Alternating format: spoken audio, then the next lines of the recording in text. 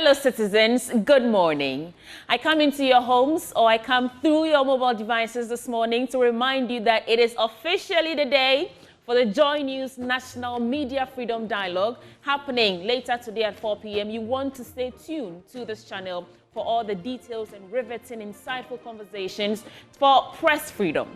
This morning, it's still the AM show. My name is Sweetie Abochi, and I want to tell you what we'll be doing.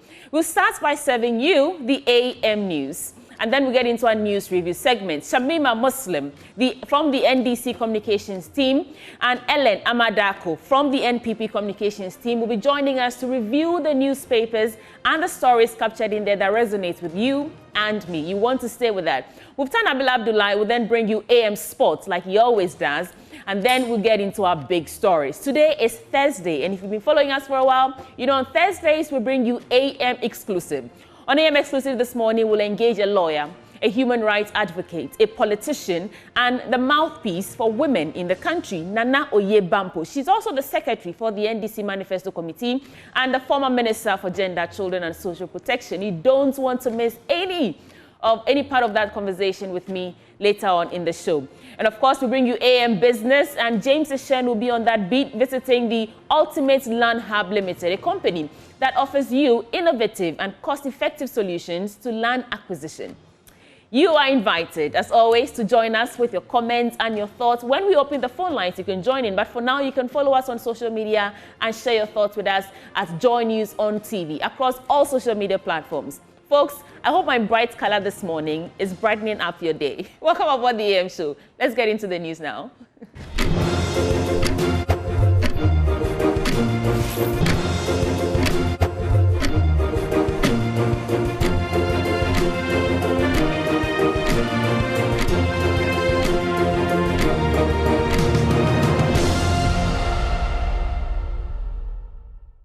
It's a pleasure to have you here on the AM show. Let's get into details of the AM news.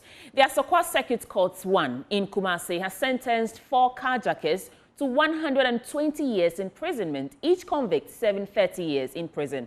Before the arrest in 2022, they went on robbery at gunpoint and snatched a car at Chirikrom in the Ashanti region. Joseph Obeng was at court and filed this report. 22-year-old Jeffrey Jomo, a.k.a. Jeff, Clifford Opoku, a.k.a. Spider, 28 years, Prince Opuni, and Kwabena Bampoe were convicted for a series of robbery incidents in the Kumasi metropolis. According to the police prosecutor, ASP Stephen Ofori, the convicts have been engaged in a series of crimes before the arrest. They first appeared before court in February 2023 and were charged with conspiracy to commit robbery contrary to the law. The court, presided over by His Worship Frederick Obitre, convicted all 4 on 3 robbery cases and sentenced them. The police prosecutor says this should serve as a deterrent to people who have plans to commit such robbery. And they have committed series of robberies within the Kumasi metropolis. Now, one of the key persons who has also been convicted, Kwabena Bampoe, now also a cotton car no one crime. They were put before this court since February 2023. Now, through successful prosecution, and the judgment has been delivered, as you all have seen. Bampoe and Clifford, on 3 robberies, the court convicted all of them. As I say, almost almost 120 years. They also turn car and also 3 robberies now also serve 105 years. If you say we to serve as a deterrent to people who have planned to commit such robberies, to know that after all, crime does not pay. Mr. Kwabena, whose car was snatched at gunpoint, expressed satisfaction with the sentencing. I am grateful for this ruling. Ghana police has done so well. Most people say they are corrupt, but I believe they aren't.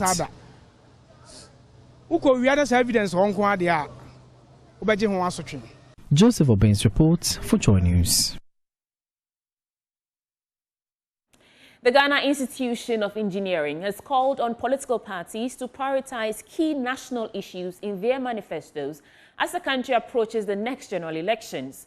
The institution emphasizes the need for comprehensive plans on sustainable energy, the management of public transportation, and the regulation of artisanal and small-scale mining. The following report has more.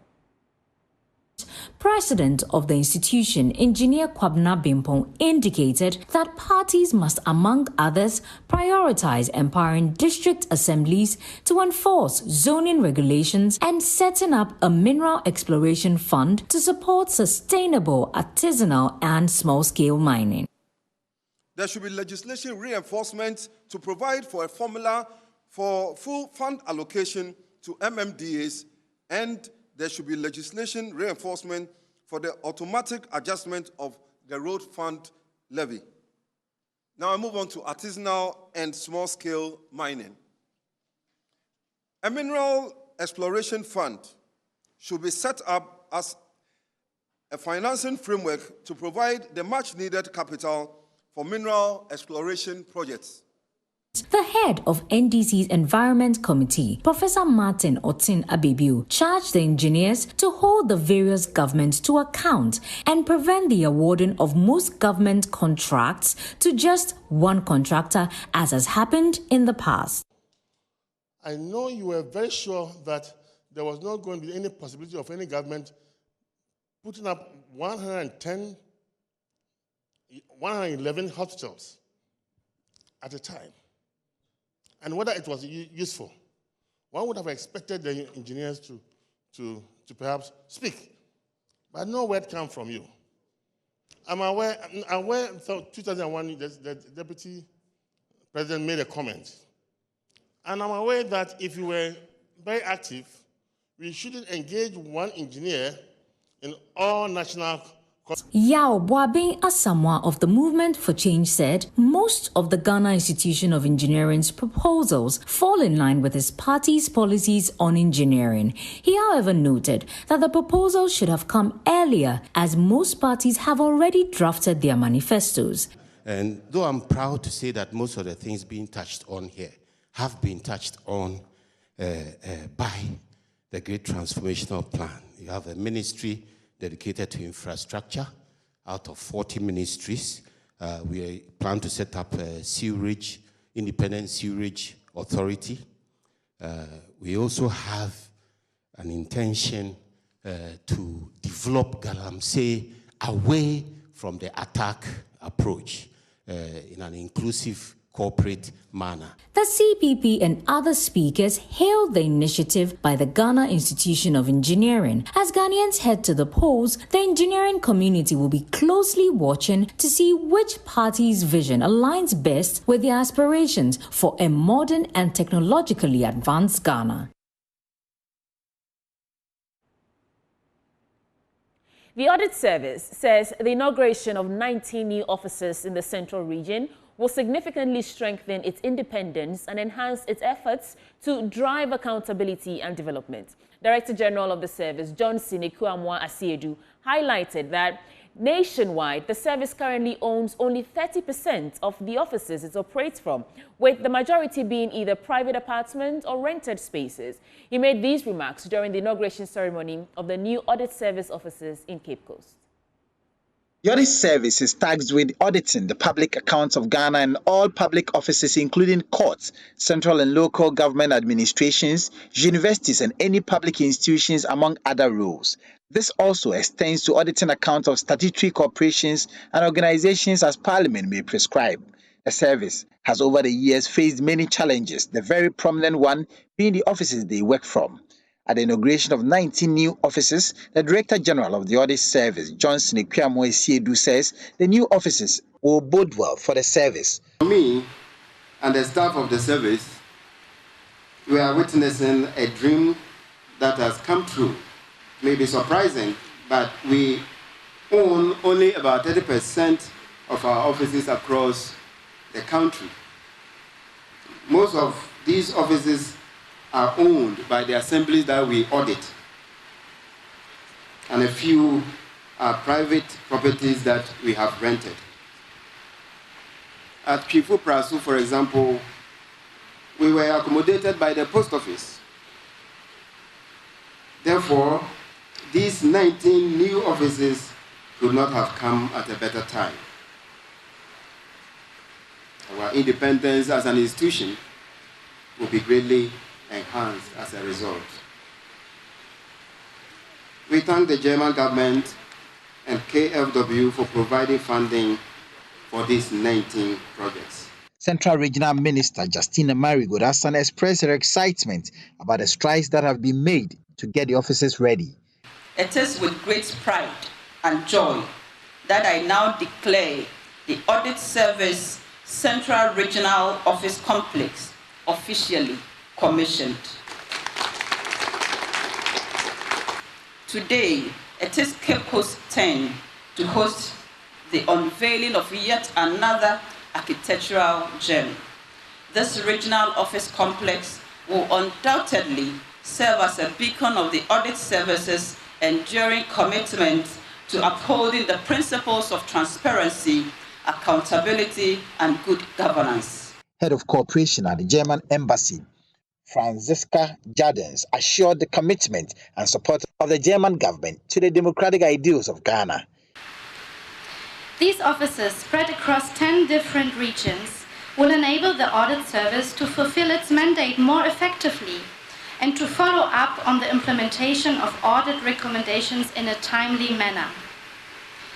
This is a significant step forward, as the audit service is often located at the institution it is meant to audit at district level, creating very often a conflict of interests. Additionally, the overcrowded offices have not provided a conducive working environment, and the safe storage of sensitive files has been also very challenging. The audit service is already auditing all 261 MMDAs, decentralized directorates and state-owned enterprises, and has thus made a substantial contribution to improving accountability for public financial resources. The audit service says it is excited at the progress being made at securing offices for the service across the country. Abdallah Osman's reports read to you. At the estuary of River Ankobra have been sharing their experiences of how persistent pollution by the river, by Galamsey, continues to affect their lives. They say that direct mining on the river and its tributaries has led to loss of jobs for the fishermen, reduced access to quality water, and tourism opportunities for the legendary Ankobra town. Love FM's Erastus Asari Donko went back to the community to gauge the situation and has filed this report. Excuse me. Sebi, Makana 3 times. Ankobra River, situated in the western region of Ghana, flows through the Dwaboso and Nzema East districts. Direct mining on the river in many of the communities along its path has reduced its integrity. The Ankobra is contaminated. The 2023 testing of samples from various catch points revealed high levels of arsenic, chromium, cadmium, lead, and other harmful metals from Galamsey. I know of MMDCs and MPs in some communities who have employed people to do Galamsey for them. Even some chiefs in some communities do Galamsey. At the estuary, where it joins the sea at Axim, residents of Ankobra town are bearing the brunt of the pollution. This is what remains of a once beautiful, clean estuary where the Ankobra joins the sea. It is now a milky, polluted river joining the sea here. And it is denying a lot of residents here jobs, tourism, and livelihoods. We are here to find out more. Assembly member for the area, Patrick Isua, confirms the illegal mining operations in and around the Ankobra are eroding the economic gains of the community. Due to the Galamsey activities, we have lost 3 things. One is tourism. The second one is the source of water. And the third one is jobs. Why am I saying so? Because it has affected us economically Yes, so we are suffering. We are suffering because of the Galamsey activity.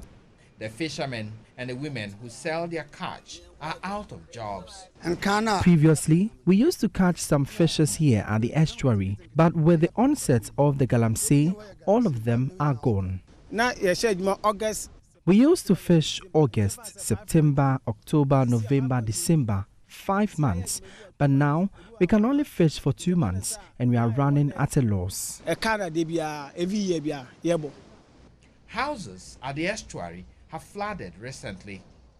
Former assembly member for Ankubra Town, Mr. Morke, believes the silting of the river by Galamsey is to blame. Now the Galamsey that they are doing is very closer to the Ankubra River.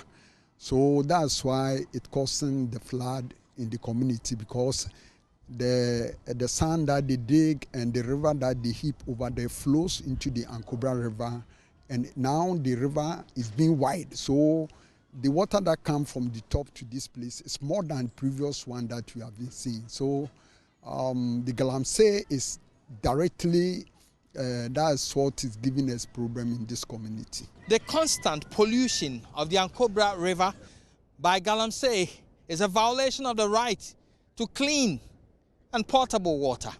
Until government finds a solution to this, people's lives will be affected. From the estuary Ankubra Town, reporting for Joy News, Erastus Asaredonko.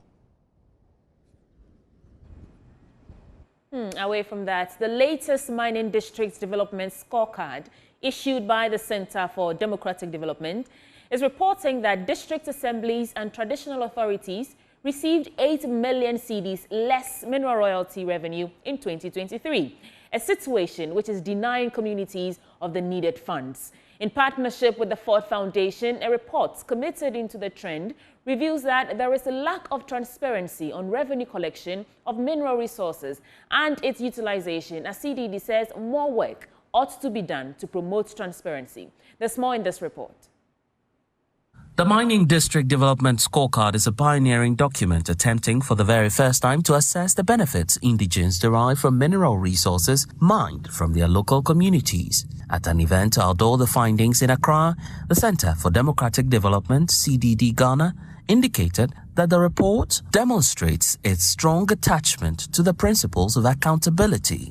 And for the first time, we have a comprehensive scorecard that evaluates governance dimensions, fiscal transparency, local government effectiveness, citizen participation, and the efficiency of mineral royalty utilization.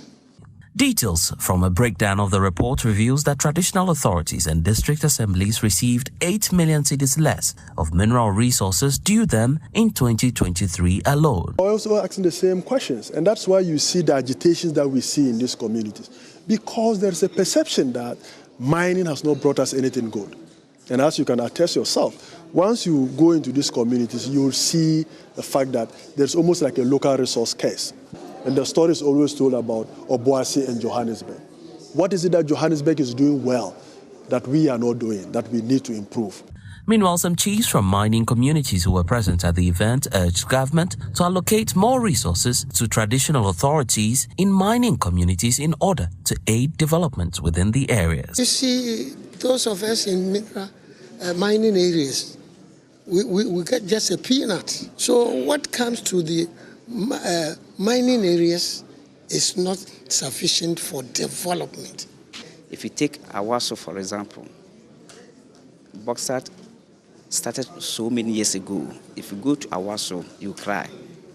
So at least we need a lot of money so that the Awaso can be improved and the other communities too. In the meantime, the Office of the Administration of Stool Lands is urging mining companies to also fulfill their statutory obligations by paying mineral royalties on time in order to aid development within mining communities. We want them to be good citizens and then pay these royalties, as laid down by law through GRA and all that, because not all of them are paid on the due date. So we want all of them to be up and doing. Blaise Ogan's report for Joy News, Accra. From CDD, let's go to Free Senior High School Secretariat, and they're saying they remain committed to expanding science, technology, engineering and mathematics education through practical application at the secondary level of education. Ashanti Regional Coordinator for the program, Owusu Bampoe, says the government is instituting measures to ensure the creativity and innovative skills of the students are harnessed for national development. There's more in this report. Mr. Owusu Bampoe was speaking at the zonal challenge of the STEM Innovation National Competition that allows students to develop projects aimed at providing solutions to societal challenges. Students from senior high and technical schools across 3 regions displayed their various developed prototypes. These girls from the TI Amedia Girls SHS Asokore developed an aquaponics system that employs aquaculture and hydroponic technologies to solve farming challenges. Rich in ammonia. The ammonia can be absorbed by the plants directly, so it has to be converted to nutrients.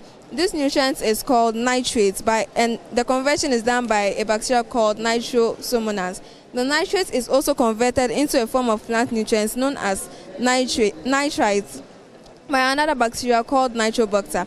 Our water, which is now rich in nutrients, is pumped onto the grow beds with the help of the pumps for absorption by the plant roots for photosynthesis to occur.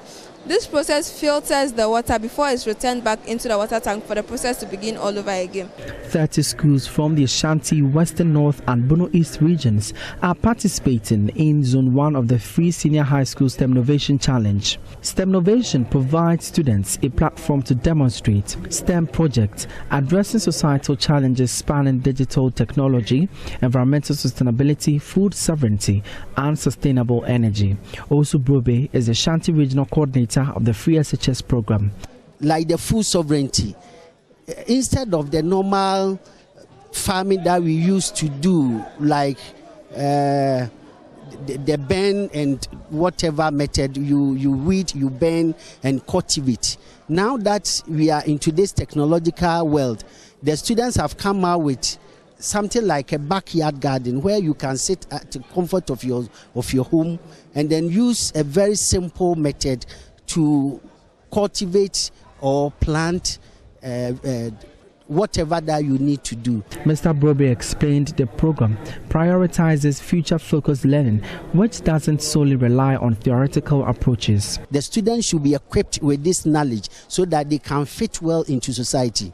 Because without the STEM, like what we used to, the generalized, the chew-poor aspect is moving away from the system. So we are helping the student to inculcate this technological ideas in them, so that whatever you learn, the theoretical aspect, you should be able to use your hand to do something for the benefit of society and to make sure the Ghana will not solely depend on the Western world. 5 schools from the zone are expected to battle other schools from 7 other zones in the grand finale of the competition. For Joy News, my name is Emmanuel Bright Kweko. To our last story, Speaker of Parliament Alban Sumana Kingsford Bagbin has expressed worry over the continuous division in the country on ethnic lines, which he said is having a negative impact on the development of the country. He noted that despite efforts made to build a nation, it has been unsuccessful. And as a result, the country is still being operated along ethnic and tribal groups. He called on Ghanaians to move beyond that in order to build a nation where merit is the only stake to use in assessing value. He made a statement at Wa, where he was enskinned as the chief of Dakagli. Joy News Upper West Regional Correspondent Rafiq Salam reports from Wa. You may have mistaken it for the annual Dumba Festival, celebrated by the chiefs and people of the Wala State. It is the enskinment of the Speaker of Parliament, Alban Sumana Kingsford Bagbin, as the chief of Dakagale. Dakagale, since the days of yore, has been one place that the Wala traditional area depends for everything, including water. Dakagale is a sacred place revered by the people of the Wala enclave that lies between the Wafadama Animal Market and Hotel du Pont. Jimpena Kadir Ibrahim further explains the importance of the spiritual Wala totem crocodile pond that has never run out of water. In Dakagale resides crocodiles sacred to the earth god. and that's the source of the fiber of our society. And you know, in Africa, we often refer to water as life. So Dakarale is a pond that knows no dryness. I mean, it has always been able to withstand all manner of harsh weather conditions. There can be absence of rain for whatever period, but Dakarale would always be there as that dependable source of water. And so when His Majesty and his earth priests, the Tendamba for that matter, call on the gods of Dakarale for rains and for abundance of harvest and whatever, we normally get through. The choreographed spectacle of royal honor and coronation therefore felt apt for a rich life spanning over 40 years of distinctive and dedicated public service, crowning it 42 months ago to his present position as Ghana's #3 most powerful person.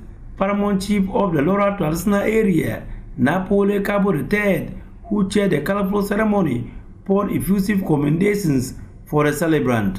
The indomitable Speaker of our Parliament has exhibited exemplary leadership, commitment and dedication in his entire public service career and contributed to the development of our region and Ghana as a whole. He therefore meets all criteria and deserves the honor which you are about to bestow on him, and I'm happy to be a part of it.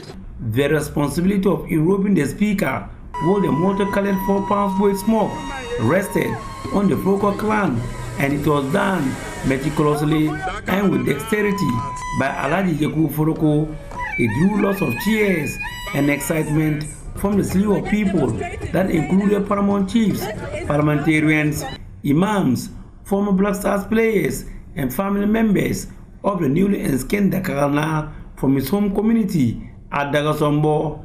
Addressing the gathering, Dakarana Alban Somana Kinsport Babin was thanking the overlord of the Walla state, now for the Philip IV, for the Anadan Kim, which he sees rather as a responsibility, call on the people to join hands to work to build a nation. We have not yet succeeded in building a nation. We are still operating along ethnic, tribal groups. But we need to go beyond that to build a nation where merit is the only stake you use in assessing what is value. He assured the people of working to make a difference in their lives. Coming up next is Business Update. In our first business story, MTN Momo has rehashed its commitment to tighten safety procedures and deepen education on mobile money fraud to improve trust among customers. Speaking at the Momo at 15 FinTech Stakeholders Forum, Chief Executive of Mobile Money Limited, Shaibu Haruna, explained that his outfit will continue to deepen education as part of efforts to reduce mobile money fraud. Here's more. Is actually dedicated to our stakeholders in the ecosystem to discuss the subjects about trust and also how we use emerging technology to transform and deliver service to our customers. The subject matter of trust is a very important one from 2 legs.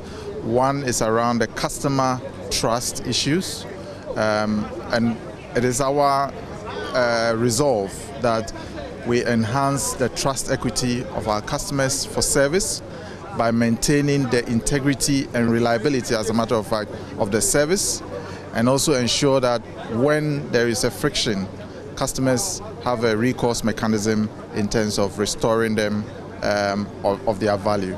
So it is our commitment, and based on the discussions that have happened today, I think the common theme that we are carrying across is to work collaboratively as industry to find better recourse mechanism to enhance the experience of our customers. And we are committed in investing in that journey. In other news, total value of loans granted by banks and savings and loans for the second quarter with support from the collateral registry increased significantly to hit almost 11 billion Ghana cedis. This was captured in the collateral registry report issued by the Bank of Ghana. George Wiafe has more. Data from the Bank of Ghana showed that loans granted by these financial institutions based on assets registered with the collateral registry went up by more than 80%. The Bank of Ghana puts the amount at almost 11 billion Ghana cedis for the second quarter of this year, compared to 5.9 billion Ghana cedis in the same period for last year. Out of this amount, 9.1 billion Ghana cedis came from commercial banks, compared to 4.9 billion Ghana cedis in the same period in 2023. On the other hand, special deposit-taking institutions like savings and loans companies gave out 1.7 billion Ghana cedis compared to the 971 million Ghana cedis granted in the same period for last year. Another interesting development that emerged from this report is that a lot more persons took loans from banks using their assets registered with the collateral registry were actually paying back their loans back on time. This resulted in more than 36,000 discharges. This represents 200% jump in terms of what was recorded in the same period for last year. Savings and loans companies recorded the highest discharges of 29,000. On the other hand, the number of assets registered with the collateral registry went up by more than 50% compared to the same period for last year. Private enterprises constituted the largest recipients of secured loans with a percentage share of 60%, followed by individuals with 15%. And that ends it for business updates and the whole AM News Bulletin on the AM show. Let's get ready for the news review. Shamima Muslim from the NDC Communications team and Ellen Amadako from NPP Communications team are joining us to review the newspapers. Stay with us.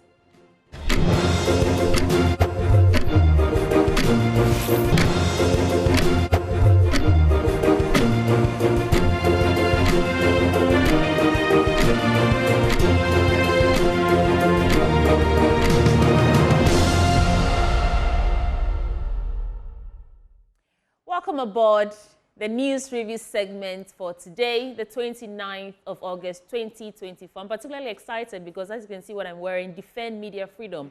It's the Joy News National Media Freedom Dialogues happening today. Don't change your dial. Stay with us throughout the day for that insightful conversation on how we can defend media freedom.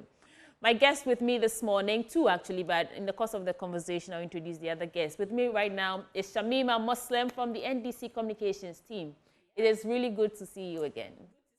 And I was telling you how proud I was that you were the only other woman who spoke during the NDC manifesto launch. That's a great feat, isn't it? It is, and it's an opportunity that I don't take for granted at all. And as you have mentioned, that I'd like to use this moment to express my deepest gratitude to the rank and file of the NDC, the welcome that I have received, the opportunities that have come my way. I am most humbled and most grateful. And we will do all our best to work very hard and ensure that victory would come December 7th, inshallah. Okay, I'll give you another minute to take us to what's top of your mind and then we get into the papers. Oh, okay. I mean, what is top of my mind is this white gold, this message of hope, of reset, this manifesto that we have launched over the weekend, which is sending ripples across the length and breadth of this country and beyond. The reception we have received on our manifesto, Resetting Ghana for Jobs, Accountability and Prosperity for the majority, if not all, of Ghanaians, not just a clannish few. We thank you for the feedback we have received. We are taking on board all the requests, all the commendations, and most importantly, we are energized by your promise that you're going to ensure that come December 7th, you buy the NDC's message of hope and reset not upgrading on faulty and collapsed, foundations, but truly resetting us back onto winning ways. So thank you, Ghanaians, for the reception you've given to the NDC manifesto, and we commit, as His Excellency John Dramani Mahama has said, he commits to leading by example and to holding his own appointees to very strict public conduct standards. Have to land on that note. Yes, thank you very much. You're welcome. But on that note, let's take a quick break and we'll be back and the conversations will begin. Stay with us. Yeah.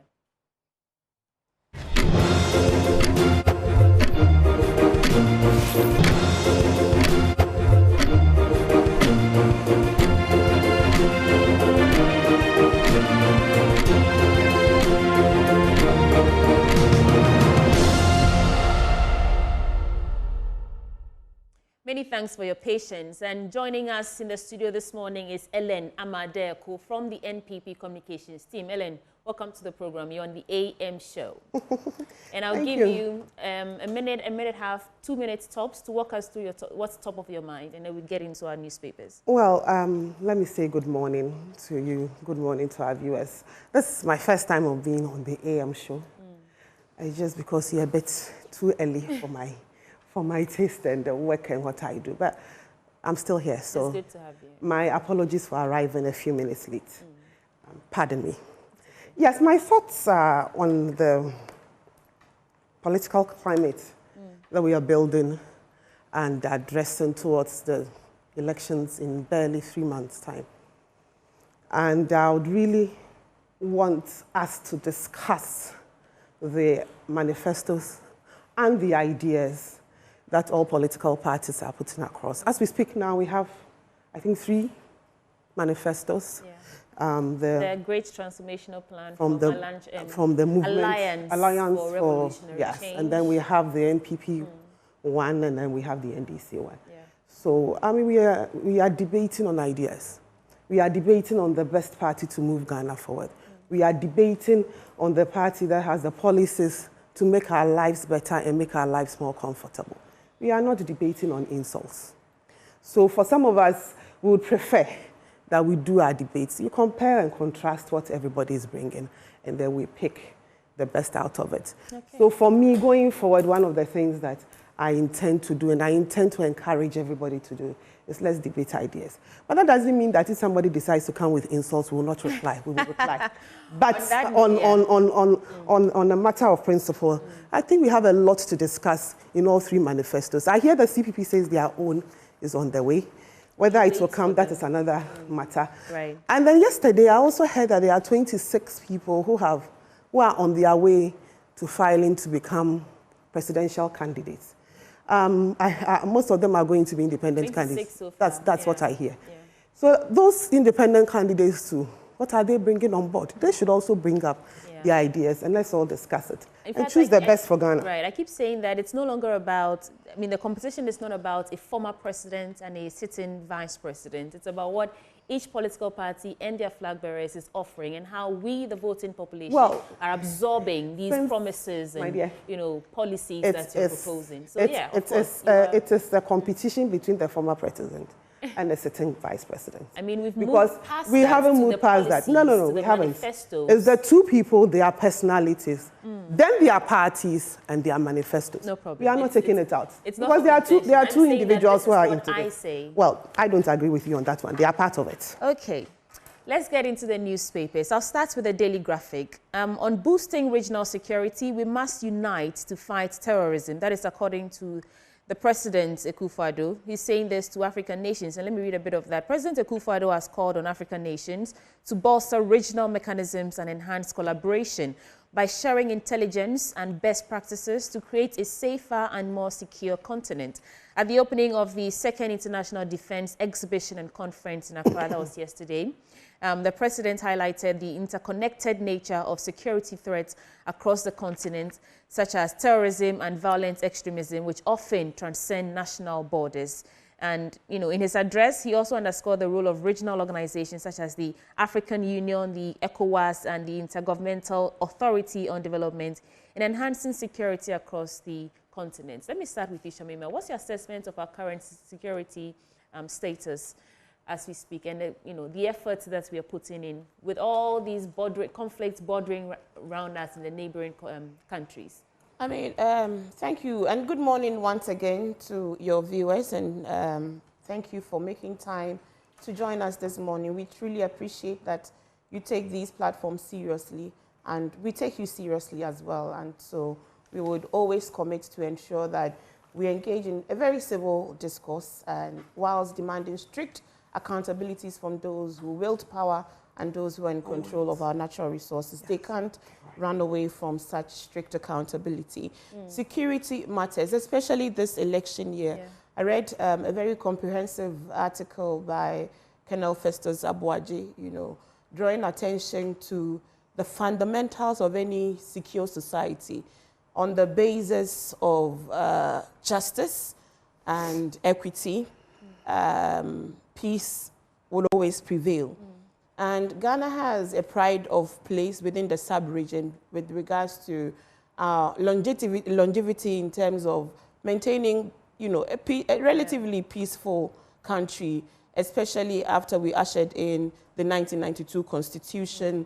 And I always say that His Excellency, the late Jerry John Rawlings, has been the most stabilizing, force in our democratic dispensation, because PNDC, NDC, and the Fourth Republic, which was bequeathed under his leadership, when he saw a very peaceful transition into a democratic regime, and we are still in that Fourth Republic 32 years on.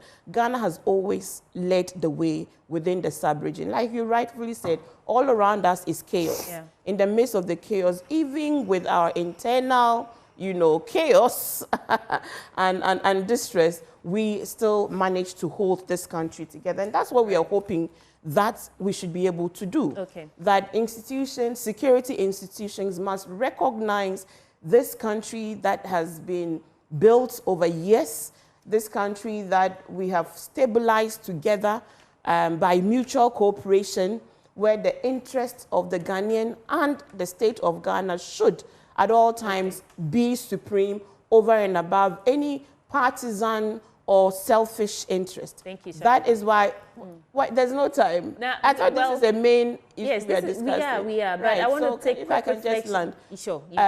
But these matters are not matters. You've done nearly 2 minutes already. Well, but these are important matters. They don't lend to quick reflection. So I'm just saying that, especially in this election year, the security agencies must know that a lot is dependent on them.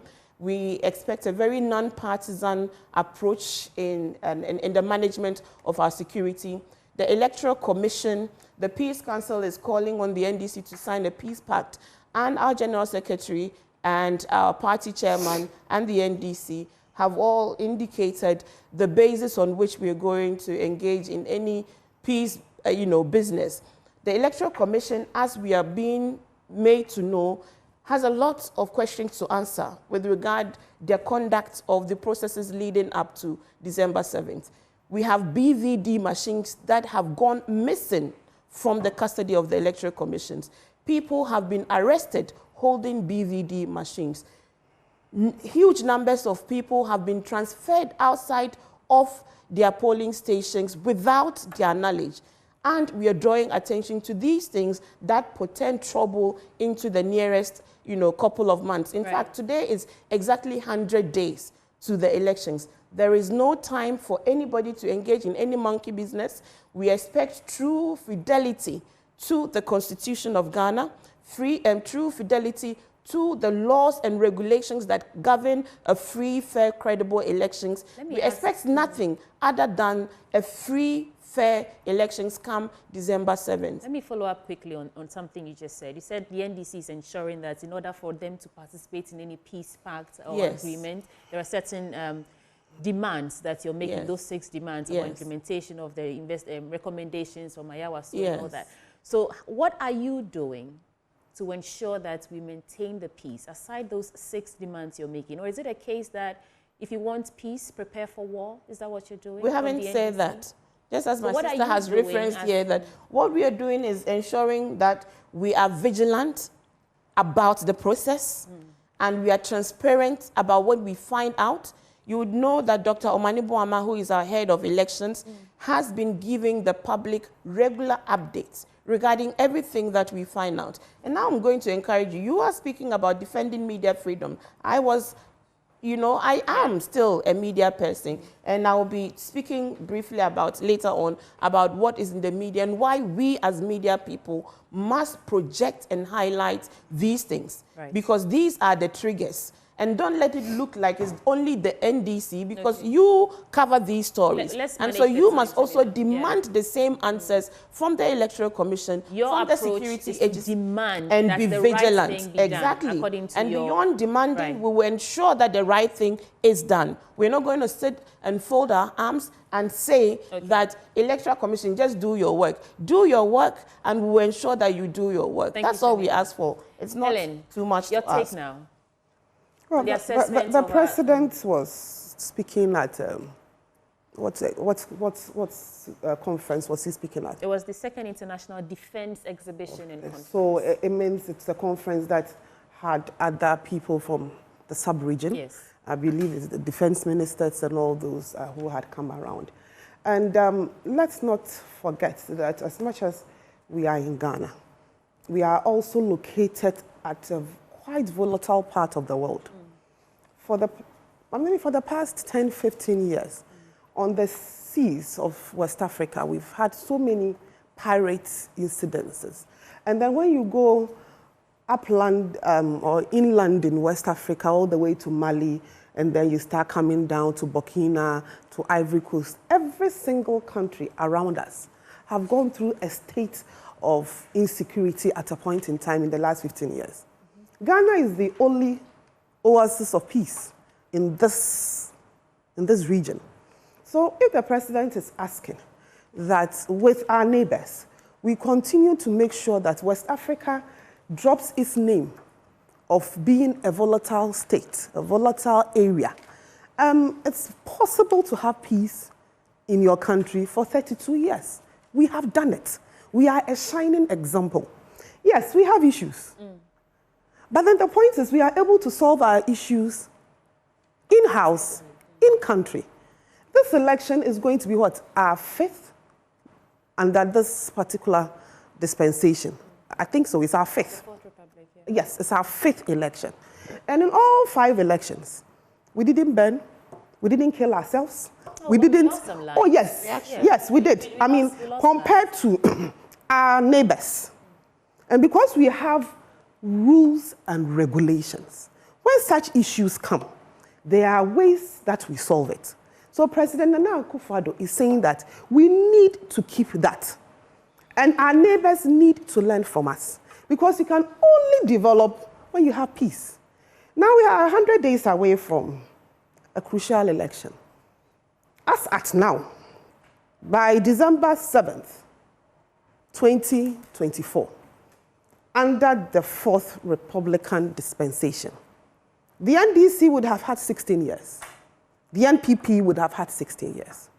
And as much as I agree that there are other people or other parties that are also part of these elections, let me be very honest with you, I do not think that they will make much of an impact. So the competition is between the NPP and the NDC. The electoral, who actually proposed the Peace Pact matter, the National Peace Council. The National Peace Council is a creation of our Constitution. There was a reason why the framers of our Constitution decided that there should be a National Peace Council. Now, the NDC is telling us that before they sign a peace pact, we have to fulfill certain conditions, 100 days to elections. I will be very magnanimous and tell the NDC that signing a peace pact does not guarantee that you'll be peaceful. So if the National Peace Council is suggesting that for all of us and for having a better environment for this election, we should sign a peace pact, and you say you won't sign, it's not by force to sign a peace pact. Honestly, it is not. The NPP says, I don't know what their challenge is. I don't know what's up. The challenge with the implementation of some of the recommendations, the demands you're asking for. What's the challenge in? I have no idea what the challenge is. Whatever it says, I am sure they are going through a process and it will be done eventually. But if it's 100 days to elections and you say you won't sign a peace treaty, It's not by force to sign a peace treaty, honestly. I just think that we are just, you know, stirring a storm in a teacup. The NPP says we will sign. If we sign and they won't sign, fine. The point is, we will have these elections, just like how we've had the 4 previous elections. We will go through it. And if the people of Ghana decides that it's the NPP that should continue, nothing will stop the NPP from continuing. If the people of Ghana decides that it's the NDC that should come and take over and continue with the the sort of mess they presided over, how many, 8 years ago, no problem. Nobody is going to kill anybody over this. But it is just good for national discourse that going into an election that is of such crucial importance, all of us come together at peace and sign. Like the NDC said they won't sign, I don't see why we are all bothering ourselves. Because nobody will follow them to fight if they decide to fight. A fight or an argument is between 2 people or 3 people. Right. If you decide to come with an argument and we say we won't do, no fight will happen. Okay, Ellen, so as for the NPP, we are assuring Ghanaians that going into this election, it is not under the watch of Nana Addo Dankwa Akufo-Addo that Ghana is going to go down the drains. There's no way that's going to happen. What I'm trying to say is that you yourself said that the election is between the NDC and the NPP, and the National Peace Council was created out of this constitution to do some of the things that you're seeking to do now. Are you saying that the NPP thinks it's of no consequence at all if the NDC decides that if these conditions are not met, they would not sign? We don't think so, because we've had this issue running, whichever issues they brought about. The only one I remember is the Ayawaso West Wagon issue. It's been to court. People have pulled at it. The government keeps saying that it is a process we are going through. There's an issue about the EC as well. What about the EC? That were missing. Yes, but people have been caught. Recently, we even heard that someone in Sawam was found with a BVD. And the person has been caught. Yeah. When you commit when you commit a crime, when somebody commits a crime, and then the law enforcement agencies get in, and the person is caught, isn't that a problem that is being solved?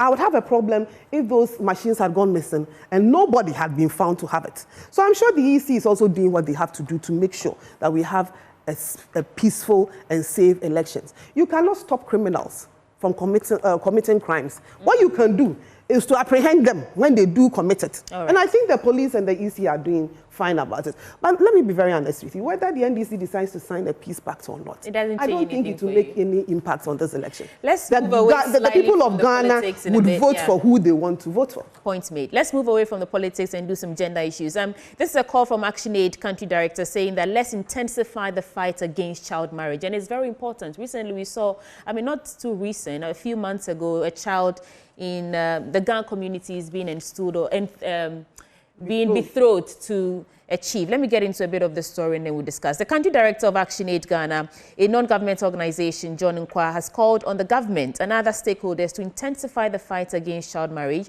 to safeguard the future of young girls for the sustainable development of the country. And he said curtailing young girls' education at that young age had an effect on the country's economic growth and sustainable development, as well as efforts being made to achieve the Goal 5 of the sustainable, that's the SDGs. And he said there was a need for the Ghana Education Service to enhance or institute a comprehensive sexuality educational curriculum to enable young girls to be aware of their sexual rights at an early age to defend them. Quote, in the Upper West region, the situation is even more alarming, with child marriage rates reaching approximately 36%.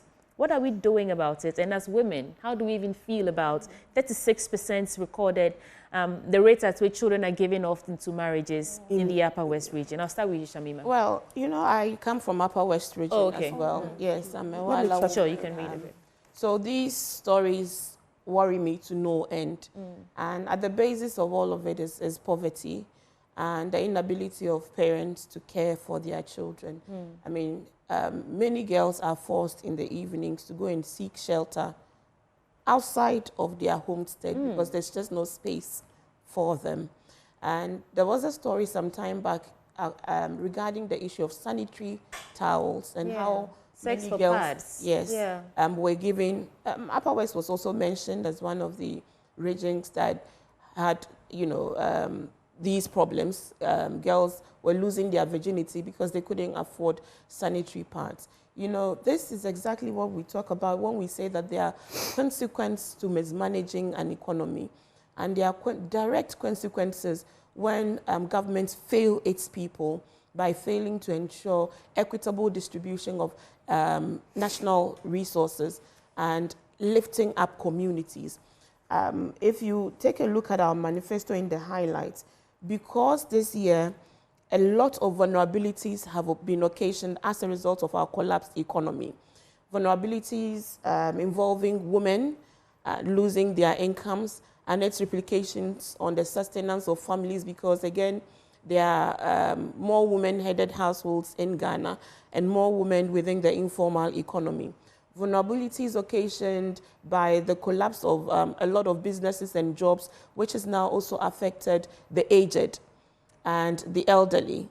Vulnerabilities that have been occasioned by the very insensitive haircuts, which has deprived old people of their savings and their investments.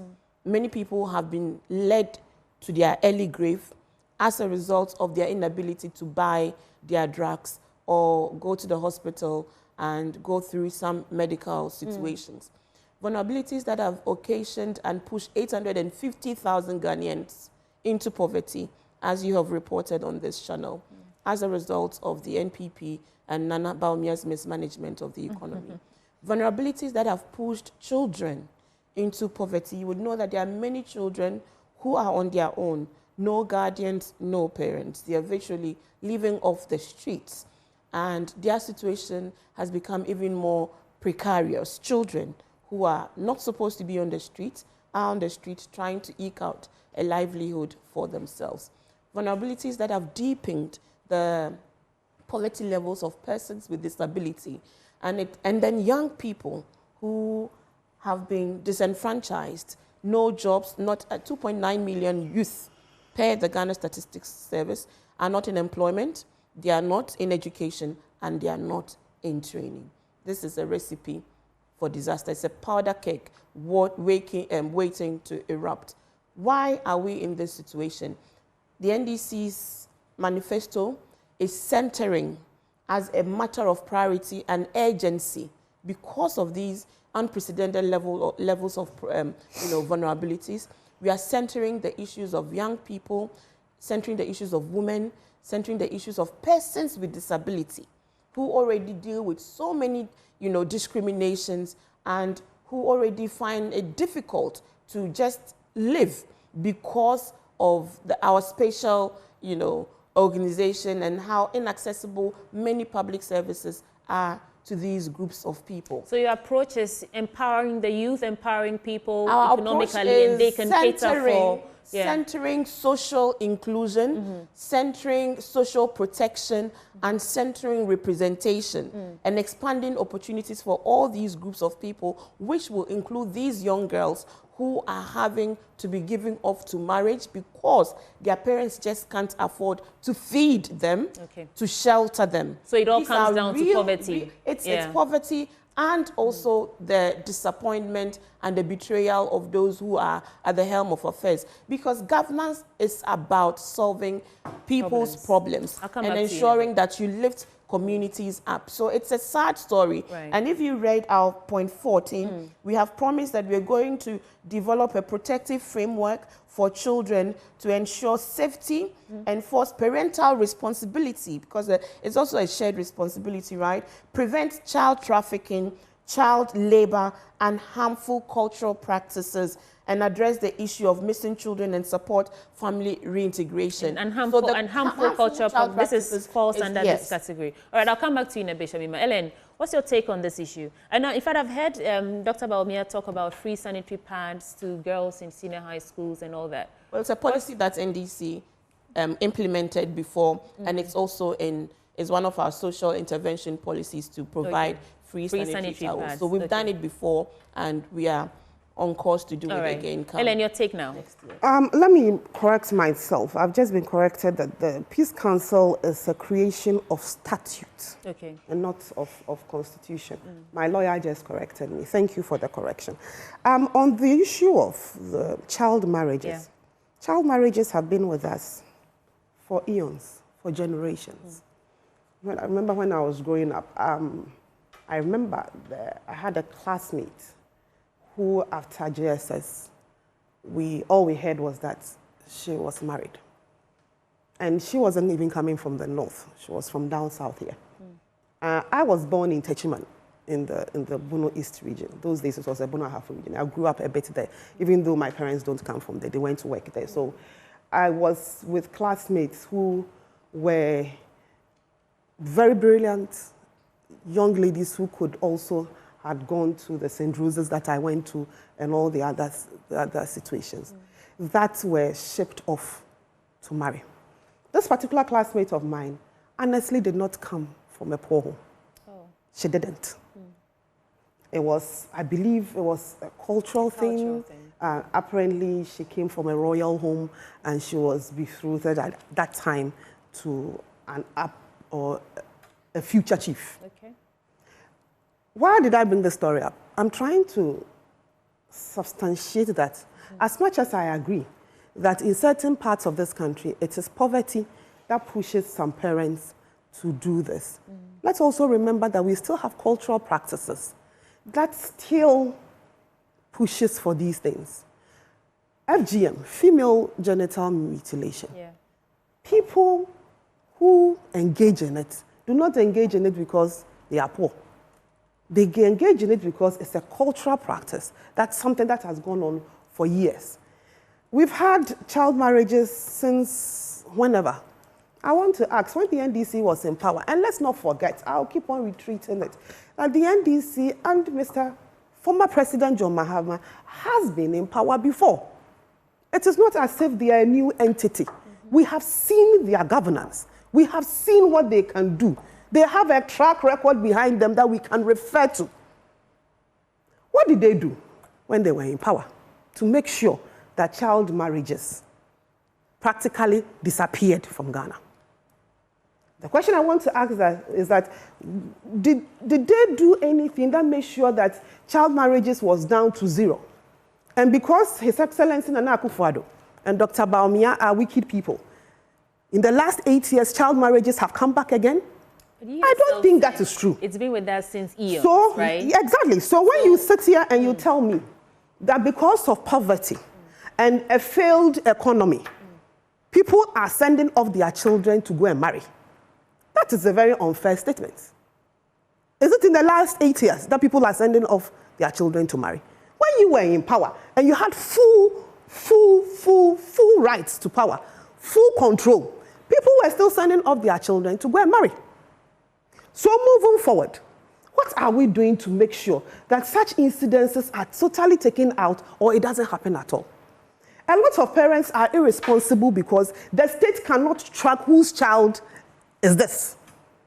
If we had a system where when you had a child right at the hospital, that child is given a number, that child is identified as your child, and that child is put in a system, it is easy to follow up on that child. That's why Dr. Bawumia is saying that we need to get ourselves digitalized, get our Ghana cards right, and make sure that we can put a child to a parent. Because if you are put to a parent, we know who your mother is, we know who your father is, and we are able to track your progress in life in this country. It will be difficult for somebody to ship you off and go and marry you off at 12 years and 13 years.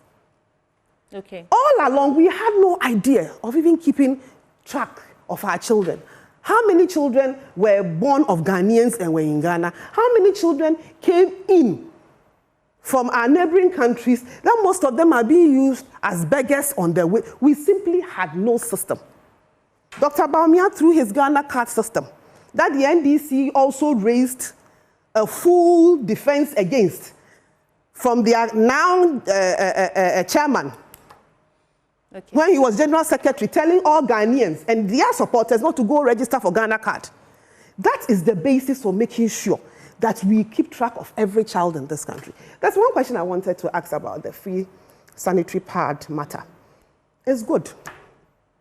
Because, look, when you have lived in the places I have lived for, as I said, I was born in the Bono Ahafo region. I lived there. I have worked there. Practically half of my adult life, I have worked in that area. And I know what these girls go through. When free SHS was introduced, one of the critiques of free SHS was that we have parents who can afford to pay for the education, secondary education of their children.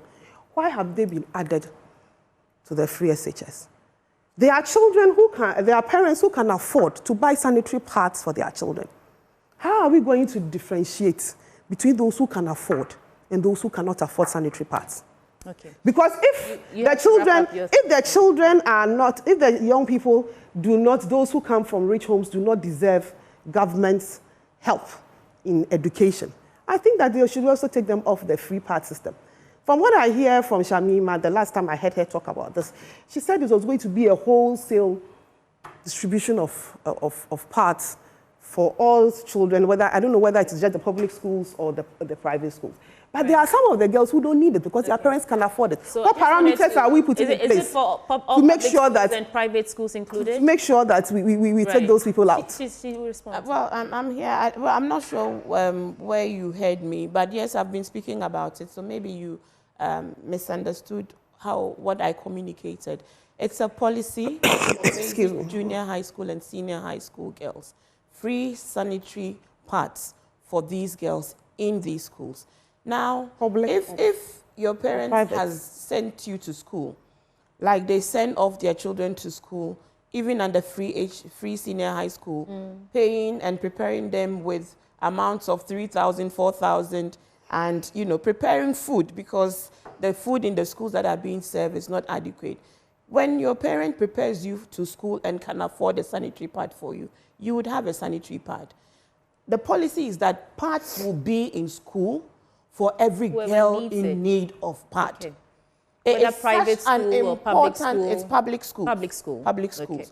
It is such an important intervention. I've been a menstrual hygiene ambassador for the past 12 years, working with DES. Every year we're doing the, commemorating the Menstrual Hygiene Management Day. Girls are losing contact hours as a result of the unavailability of sanitary materials. The schools themselves do not have proper sanitary facilities. There are bathrooms or washrooms that are for both males and females. There is no water, so they will not come to school for at least a minimum of 5 days every month.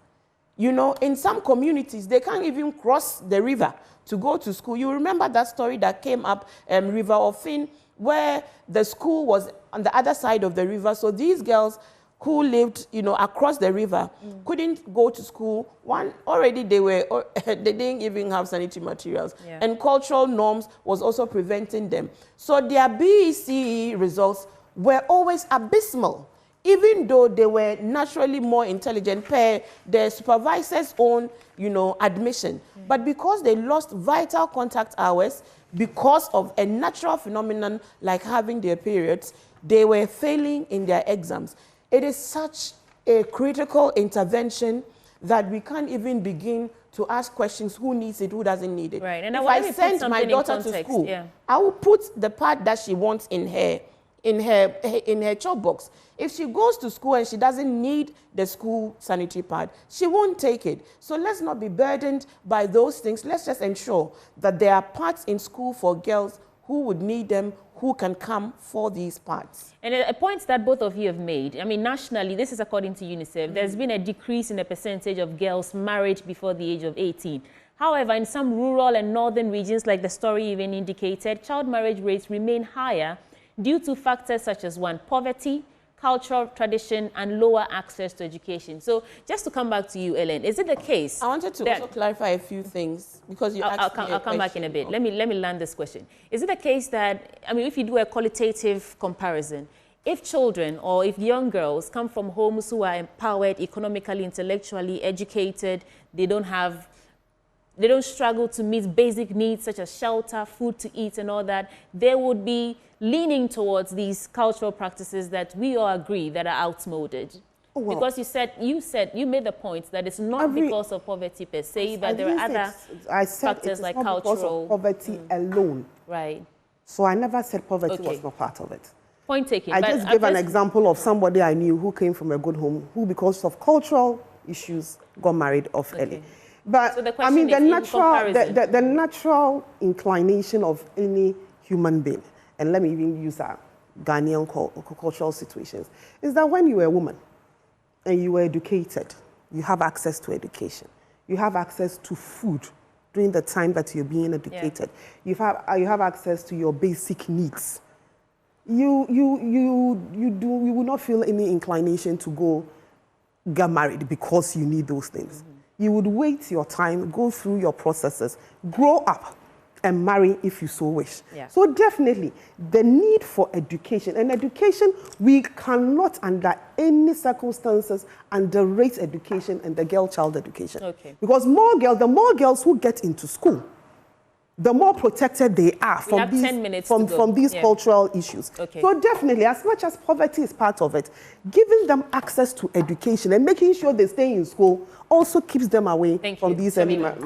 I'm happy that Ellen speaks about, keeping girls in school, because that's really one of the surest way of removing families out of poverty. Do you see it? Poverty is 99.9% the problem.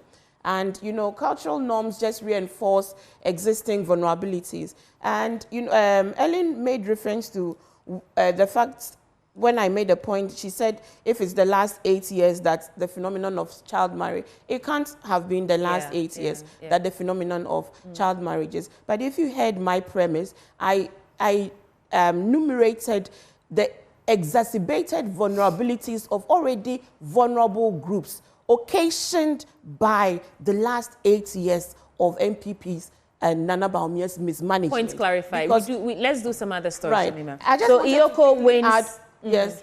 I'll give you 10 seconds to do that. 10 seconds. Anyway, the issue, the NDC could not ever have been against the Ghana tribe. Professor Dumont is the first CEO of the National Identification Authority. How are you against something that you envisioned and you started? Now, this is still the Daily Graphic on page 30. Iyoko wins 4 Audit Agency Excellence Awards. And the Economic and Organized Crime Office received 4 major awards at this year's Audit Assessment Awards organized by the Internal Audit Agency. And it was adjudged the Best Audit Committee, Best ERM Complaint Institution, Best Internal Audit Unit, and Best Head of Covered Entity for Exemplary Leadership. Let me skip to the part where it says, since her assumption of office as head of the agency, COP Mrs. Adodankwa has been credited for engineering transformation in accordance with the Economic and Organized Crime Act 2010 that established Iyoko with collaborations with international agencies, including the Federal Bureau of Investigations of the United States, the City of London Police, etc. And in 2023, the institution made a total recovery of 232 million Ghana cedis for the state being direct and indirect recoveries from proceeds of crime. Ellen, how do you feel about this story and this, a judgment of 4 awards in excellence for Iyoko? Before I get there, let's not belabor the point. The NDC did not start the Ghana Card process. And the NDC, their current chairman, actually campaigned against people. I mean, let's not go well said, Ellen. We have 5 minutes. We have everything to... Yeah, let's get into Iyoko. Iyoko has been awarded 4 awards. Yeah. I'm excited about it because it's led by a woman.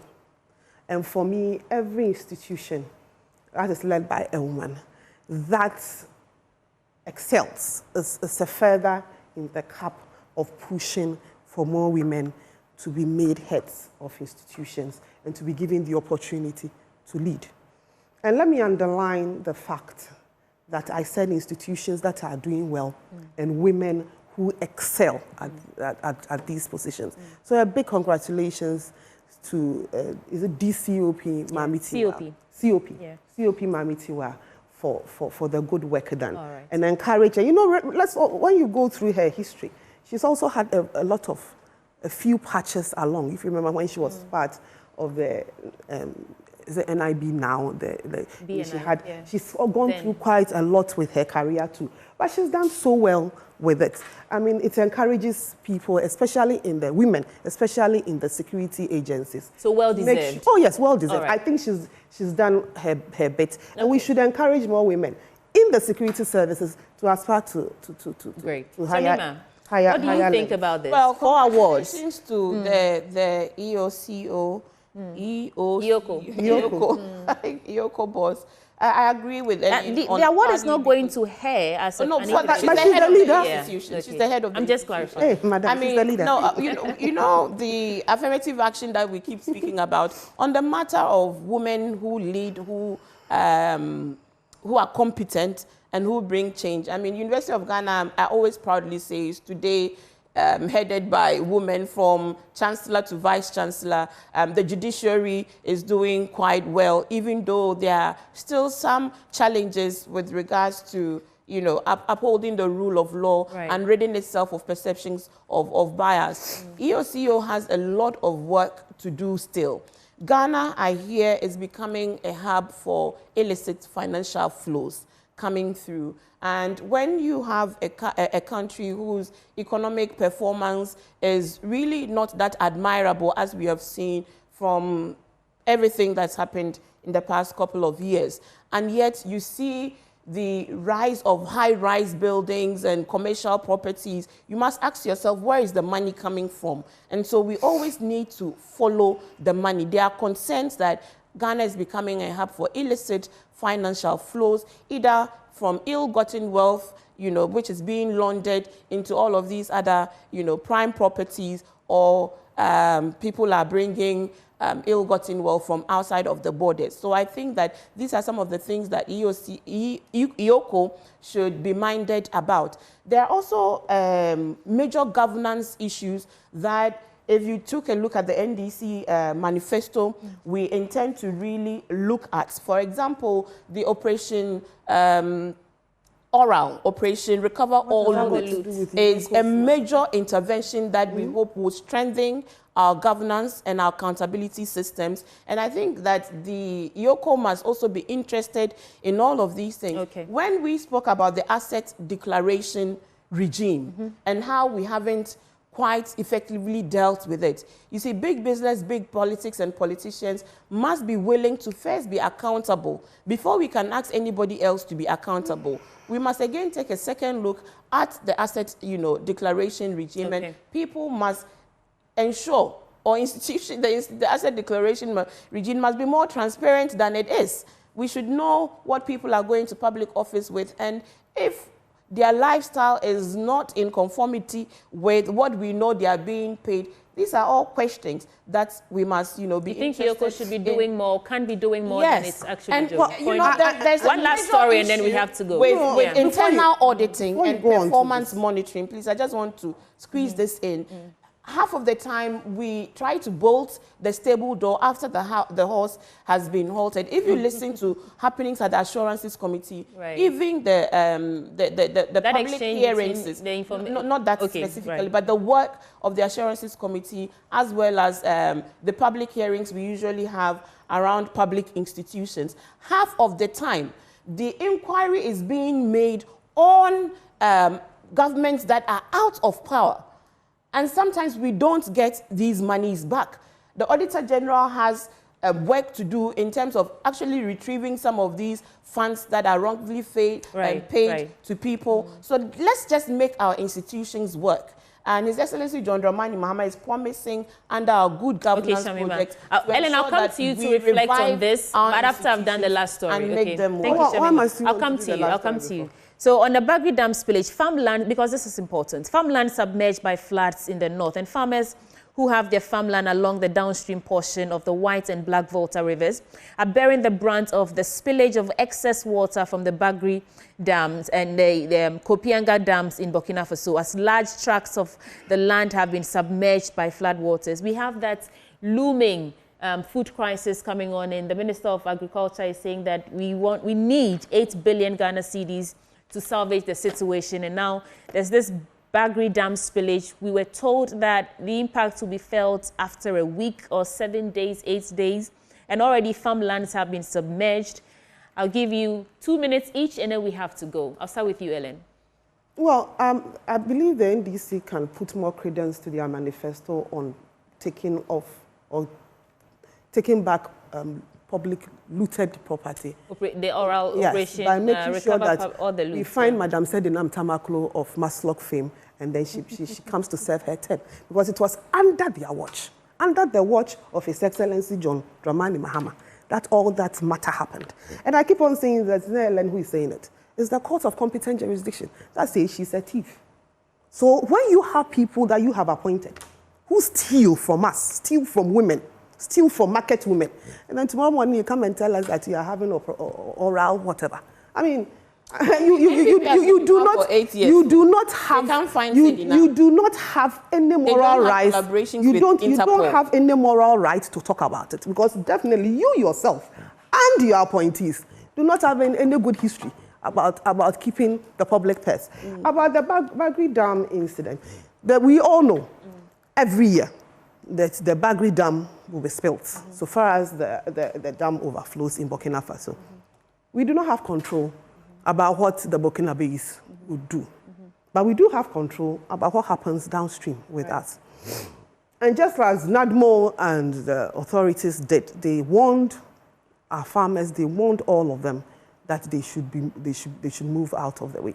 I haven't heard any news whether we've had any casualties, whether the people... Some lands have been submerged. Yes, but then whether people were able to move away. Yeah, they moved the people. And but I mean, the people usually farm... That is what the Polugu Dam was supposed to fix, is it not? People I'm rushing usually... you because we are out The of people time. usually farm there because the land there is fertile for farming. But then we should also look at it. Whilst the Polugu issue is being sorted out, and it will be sorted out, every single year since the Bagri Dam was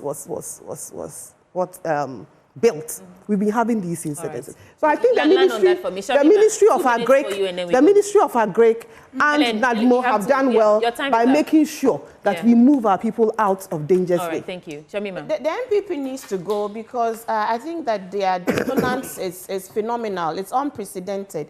We are talking about a government. You see, I said here that I would take a president who, under his watch, members of his government can be prosecuted for alleged wrongdoers. I'll take a government. You've been in power for 8 years. She wasn't You cannot find her. I'm not saying I'm telling you that there were people who were prosecuted under the administration of John Dramani Mahama. I would take such a president any day than President Akufo-Addo, who will write a dear Cecilia letter to his minister who is holding millions of dollars. It's for government. You don't have the Ghanaians. But Sedinam has been judged, and she stole money. Please, she didn't steal it. What has Madam have you been able to prove that she's stealing your money? And Madam Ellen is telling you Ghanaians that they don't take you seriously. Madam Ellen is telling Ghanaians please, can I that a president under whose watch Sedinam Tamaklo stole money should not come back to us. That is exactly what I'm trying to say. That's how we're wrapping up on the News TV segment. Ladies, yes. Ellen, you've had your time, Ellen. You have the nerve to come and tell us that we should bring you back.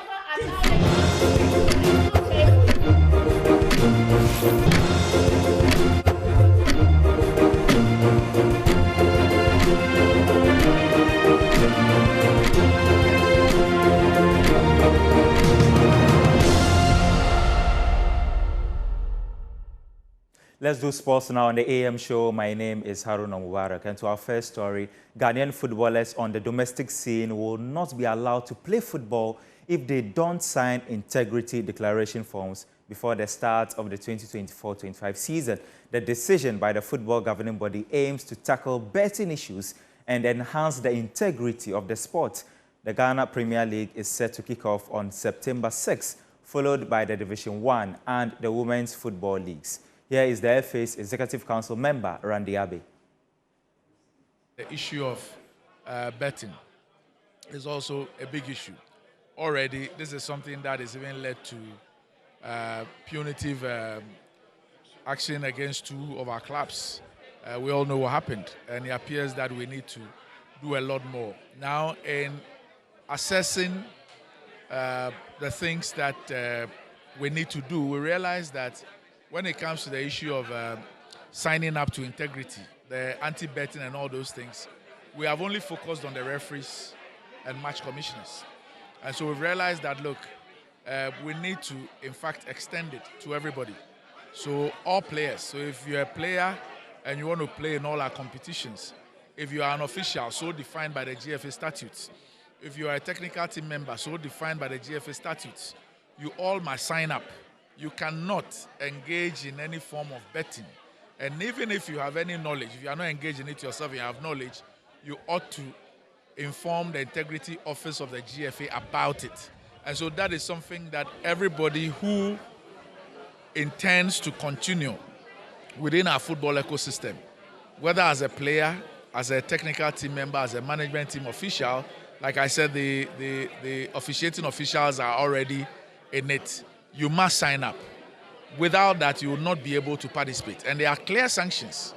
Clear sanctions. Some of them, one of them is a ban completely from all football-related activities and all that. And so, as was announced, the Executive Council has taken the first step by signing up. I would expect that all the regional football association chairs, all those who work at the Regional Football Association, all those who work at the GFA, head office, technical center, here at Pram Pram, every player, every technical team member, every management team member, so defined by FA statute, you ought to sign by it, and you suffer the sanctions if you fall foul. Now, the Chief Executive Officer of Hazakes Ladies, Evelyn Insia Asari, is urging the Ghana Football Association to deliver the promised buses to Women's Premier League clubs before the new season begins. GFA President Kurt Okreku, who announced plans to provide buses for the clubs, confirmed that the buses have arrived. Evelyn now emphasizes the need for early distribution to ease transportation burdens. It's been nice. And I think there were some challenges that he touched on which interest me most. The first one is the buses that she's going to give to women football. In fact, when he mentioned that last year, I took it as a prayer point that the president would deliver that for us. And then this morning he said the buses are there. It is my prayer that we will get the buses before the start of the league. And then secondly, when you look at development of women's football, we start from the scratch. So I believe this time President going down to Division 1, Division 2, Division 3 to start from there. It is a very good thing that we should all support. Because when you win a league from the Division 1 and you are being given 10,000 to prepare for the middle league, I believe it's not going to solve all the problem for you, but it will have solved the problem halfway. Then there's another thing that he touched. In fact, when this facility was put together, I was one of the first people who came here with under 14. It was a very nice facility. And somewhere along the line, you realize that it was deteriorating. But today, we can say that it's nice. So I believe these are some of the few things that I picked. Before we go, the 5th Pro Ride competition has been scheduled for September 1, 2024. The event, which will have thousands of cyclists, is designed to promote cycling and also create healthy living among Ghanaians. Here is the head of sustainability at Prudential Life Insurance, Emmanuel Hammond. We've seen the numbers grow over the years. In terms of participation, every year it just keeps going up. And that tells us that the sport is growing, interest is growing, and impact is also growing. We've been doing this for the past 6 years, and we want to promote health and fitness because we believe in the total well-being of our, not just our customers, but the whole community. And we believe in building sustainable communities. And we've done this in so many ways through our financial literacy programs, our COVID-19 Relief Fund projects that we've done for the past 2 years, our Climate and Health Resilience Fund project, which we're about to do this year, our Safe Steps road safety programs. So cycling is one way to also further promote this agenda. And cycling does not only get you fit, it also is a more environmentally friendly way to move around in the city. And we hope that in the near future, people will embrace cycling. If you go to other countries, people cycle a lot, and we hope that we'll be able to do that here in Ghana. So we really have big dreams for cycling in Ghana. Yeah. So yeah, in hoping to do that, then what makes this year's event different? So this year, Prudential turns 10 years. Prudential Life Insurance is 10 years. And so this year's Pro-Ride is our 10th year. It's our 10th anniversary edition, right? So it's really special. And we're really looking forward to more people coming in. We have a few improvements to we've made a few improvements to the race in terms of even the route and some other things that we've added. Oh, I can't reveal that now, but if you come on the day, you will see some of these things that I'm talking about. So yeah, we're really excited. So if someone wants to partake in the event, what are the processes? What should the person do? So we have two categories. We have the professional category and we have the amateur or the fun ride category. So you can use the short code, dial *778 *001# or visit our website, Prudential Life Insurance Ghana, prudential.com.gh, and you can just go through the process. Registration ended a few days ago, so but next year you can use the same process. So if you're a professional, we advise that you register through your clubs, and you need to provide your UCI number. We do this with the Cycling Federation of Ghana, which is the body that regulates cycling in Ghana. So if you're a professional, they would know. And if you're not a professional but you're a cyclist, advanced, beginner, you want to still ride and win prizes, you can still register with the amateur race and then compete.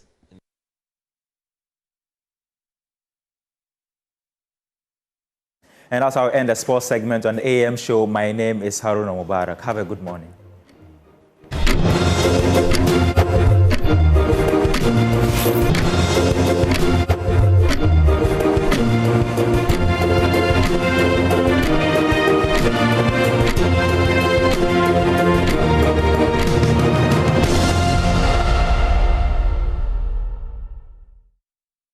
Welcome back on the AM show. Acquiring litigation-free land can be a major headache for property seekers. However, Ultimate Land Hub Limited offers innovative and cost-effective solutions with hassle-free land acquisition process across the country. Whether you're looking at prime sites like Central University, Shire Hills, or Ebri, Ultimate Land Hub has got you covered. This year, at the EcoBank Joy News Habitat Fair, the company is preparing to offer discounted land parcels to prospective land buyers. That could be you. So here's a glimpse of what the company does best. Here is AM Business for you today.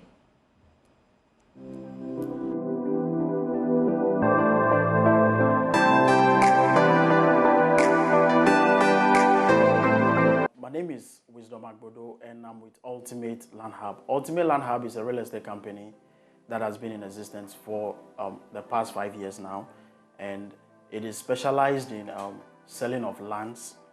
We have our lands in prime areas in Accra, such as Shire Hills, Pram around the Central University. We also have areas within Ebri, particularly Ebri Obwadaka. It is about 35 minutes drive from Adonten Senior High School, and also we have areas within Kumasi and its environs that we are selling. As part of our services as well, we are also into services such as property management, property development, brokerage services as a company. At Ultimate Land Hub, we're focusing on every group of people, be it individuals, institutions or corporate institutions, group of people, and of course those who are also living diaspora, who are looking forward to making real estate investments in Ghana.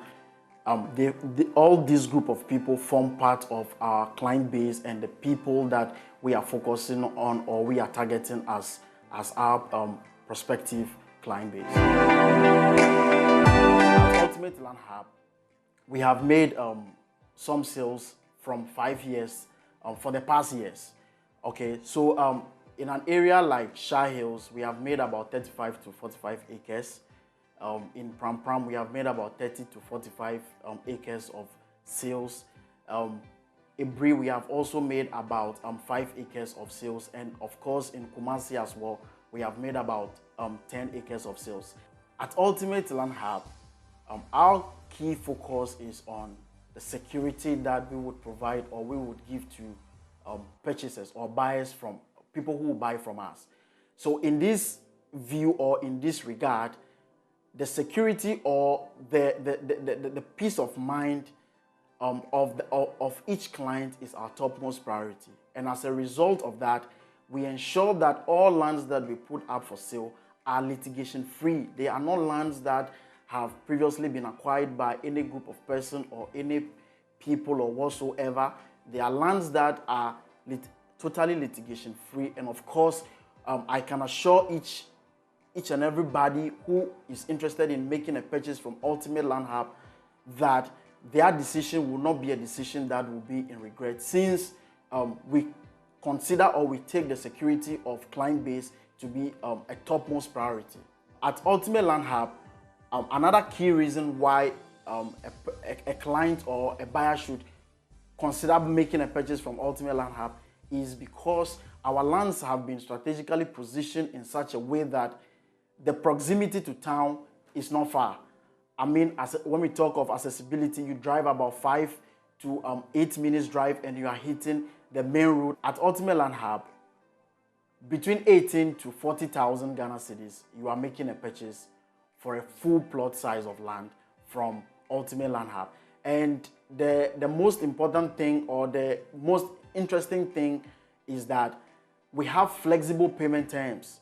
And of course, with a down payment of about 50% and the rest being spread over a period of 6 months, you have become your own landlord, and of course you can start building your tomorrow's dream today.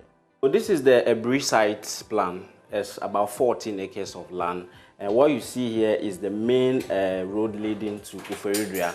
Now this site plan is demarcated with proper roads. After every 2 plots there is a road. So on these lines you see here, these are all roads. So all this 1, 2, 3, all the way to 14 houses, this is their road. They have a road in front of them. Now, with this, the roads are all 30 to 40 square feet in the sense so that at least everyone will have the drainage system in place, the light, everything is factored into this. Now, when you buy here, one good thing is that because it's an estate, we have a plan for like the commercial areas, and then we have the residential areas. Now when we come to the commercial areas, those places are for shopping malls, the police station, the health center, shops, hotels, and other amenities for the community living here. At the upcoming Joy EcoBank Habitat Fair, I entreat all patrons to be dress rehearsed and be dress prepared for amazing discount offers that Ultimate Land Hub will be putting out, which would be ranging from 12 to 25% on all our lands at the various locations that our lands are situated.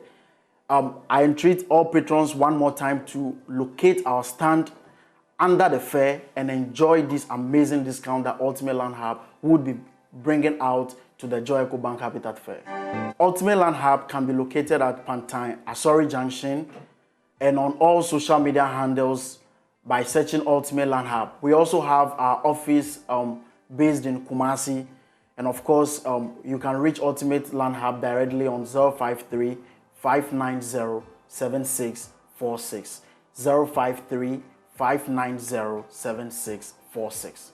We are looking forward to seeing all patrons who are interested in building their tomorrow's dream today and becoming their own landlord to make their way to the Joy News EcoBank Habitat Fair to make a purchase from Ultimate Land Hub and of course make this dream become a reality.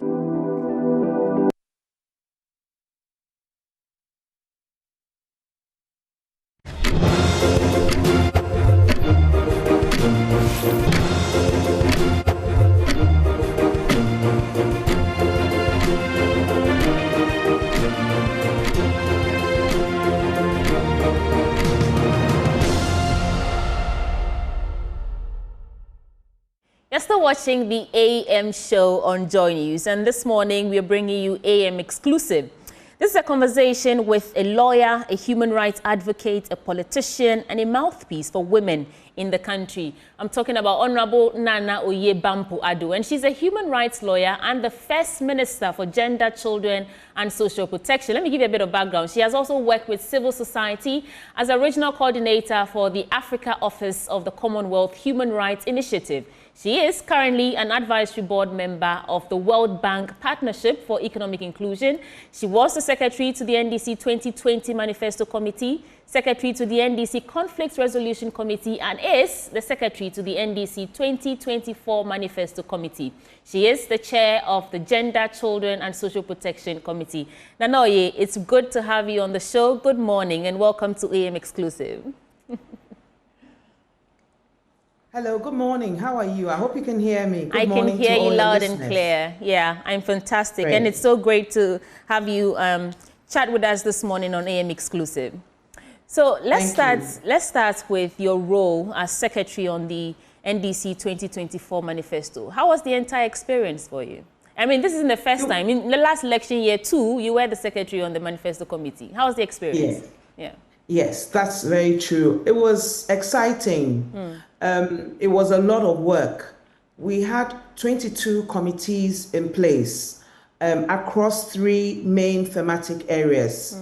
We had finance and economy. We also had human development and also governance. So these were the 3 main blocks, building blocks that made up the Resetting Ghana 2024 manifesto. And there was a need to coordinate all these committees, come up with proposals, look at the prevailing conditions in Ghana, issues and challenges, and come up with proposals with the underlining social democratic ideology of the NDC. So putting the interests of the people of Ghana first and looking at what their needs are and how we could carve proposals across all the sectors that would address the needs of the Ghanaian. That was at the heart. And then listening to Ghanaians to find out exactly what they also wanted to see in a manifesto that would bring hope and that would really set their lives. Right.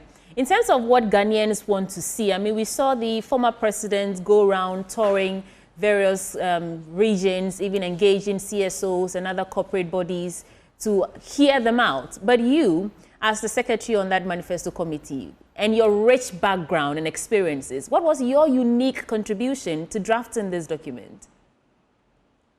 This was a collective teamwork. It was collective, it was teamwork. Okay. Every single member of the 22 committees, every single level of the NDC party, from the branch to the ward, to the constituency, to the regional, to the national executives, especially our communications directorate, did a lot of work. Right. And the flag bearer himself, His Excellency John Dramani Mahama. Right. He attended our meetings, he attended our sessions, he also got involved in the discussions. We had a national dialogue at Pediasi Lodge. Yeah. He was present. Members of his office, the Office of the Flag Bearer, were present. And also Parliament, the minority caucus in Parliament, were all members of the committee, were also members, some were members of the Manifesto Committee. So it was right across. And we also invited the members of the public to make to submit memoranda. So a lot of stakeholders submitted memoranda. We reached out under our director of CSOs, Dr. Otokono, who eventually became the chair of the planning committee for the launch of our manifesto. He actually led us to reach out to civil society groups, to labor unions across the country. His Excellency himself also had stakeholder engagements with, for instance, the fintech ecosystem. He met with cooperative cocoa farm cooperatives in Kumasi. He met with Guta. He met with artisans in Accra. And also the different committees also met with stakeholders, for instance, nurses, we met with persons with disabilities. So it was a lot of work, a lot of engagement to solicit views and also solicit issues on the ground to help us to carve out realistic proposals that would lead to the Ghana that we all want. How confident are you that this document, this collective efforts put into this document actually meets Ghanaians at the point of their needs and will earn you that mandate come December 7th? How confident are you? Yes, I'm very confident that it meets the needs of the Ghanaians because it was a bottoms-up approach. It is all with the methodology that we applied as a social democratic party. And that is why you see sector by sector, the comments, the commentary, the discussions. We have Security Guards Association, they see themselves in it. Private schools engaged, they see themselves in it. We have the artisans, we met barbers in Esikado Kitan. We met persons with disability in Shama, that is the gender committee. They see themselves, they read the proposals, and they see that we have addressed their issues. Specifically mentioned the creatives, the creative arts industry and stakeholders met with His Excellency. He shared his ideas with them, and they also shared their issues, and they see themselves in the proposals that we have put in under creative arts, under our Black Star experience. There was a major issue with the fiscal and monetary sector. And you'd realize that when you read through the proposals, you see how we are looking at restoring Ghana, restoring confidence in the Ghanaian economy. So it is very relevant. It speaks to the issues of the ordinary Ghanaian because we did engage. One engagement that I would point out is meeting with the owners of cattle, and they talked about the problems they had with grazing. They met with the manifesto committee, and we explained to them how would zone out areas to avoid the conflicts between the landowners and also the owners of cattle. And they brought along all the those involved in the value chain. So women who do wagashi, women who use the milk, the cow milk, and get products. They also were part of the engagement. They told us what their issues and problems are, and some of these have been addressed in our section on agriculture and agribusiness. Okay, I want to spend a few minutes to unravel you before we continue probing the things that you do. I mean, you have been in advocacy, human rights, and women's center, gender, at the forefront of gender fights for a really long time. So what really drew you to human rights law and advocacy in the first place? Well, I believe I'm an empath, and I love helping people. I love working with people, and I believe that is what I'm very passionate about, ensuring that rights of people are not abused, rights are not violated. So it was after doing corporate Ghana, after going to court and litigation, to court, I decided in 1998 that I would, I would do human rights. So I went and did a master's at the University of Pretoria, Human Rights and Democratization in Africa. And that set me on the path. But even before then, I was volunteering at the International Federation of Women Lawyers Clinic. So I was doing a lot of pro bono cases at a point in time, about 30 or more. And it was very fulfilling for me. So I just realized that was my path, and I followed that path, and I'm happy I did. And this path led you to become the first Minister for Gender, Children and Social Protection in Ghana. Not an easy feat. What were your primary objectives when you assumed that office, and would you say you met them? It is for Ghanaians to say whether I met them or not, but I am very grateful to His Excellency John Dramani Mahama, despite all the, all the whatever that happened. I mean, like having confidence in me and appointing me as an NDC as a Minister for Gender, Children and Social Protection. When I assumed my seat, I did an assessment and together with a team at the ministry, and I'm shouting out to all of them for all the good work, Mr. Amuhimson, Chief Director, and everybody. And I told them that we're going to be the best ministry across the MDAs.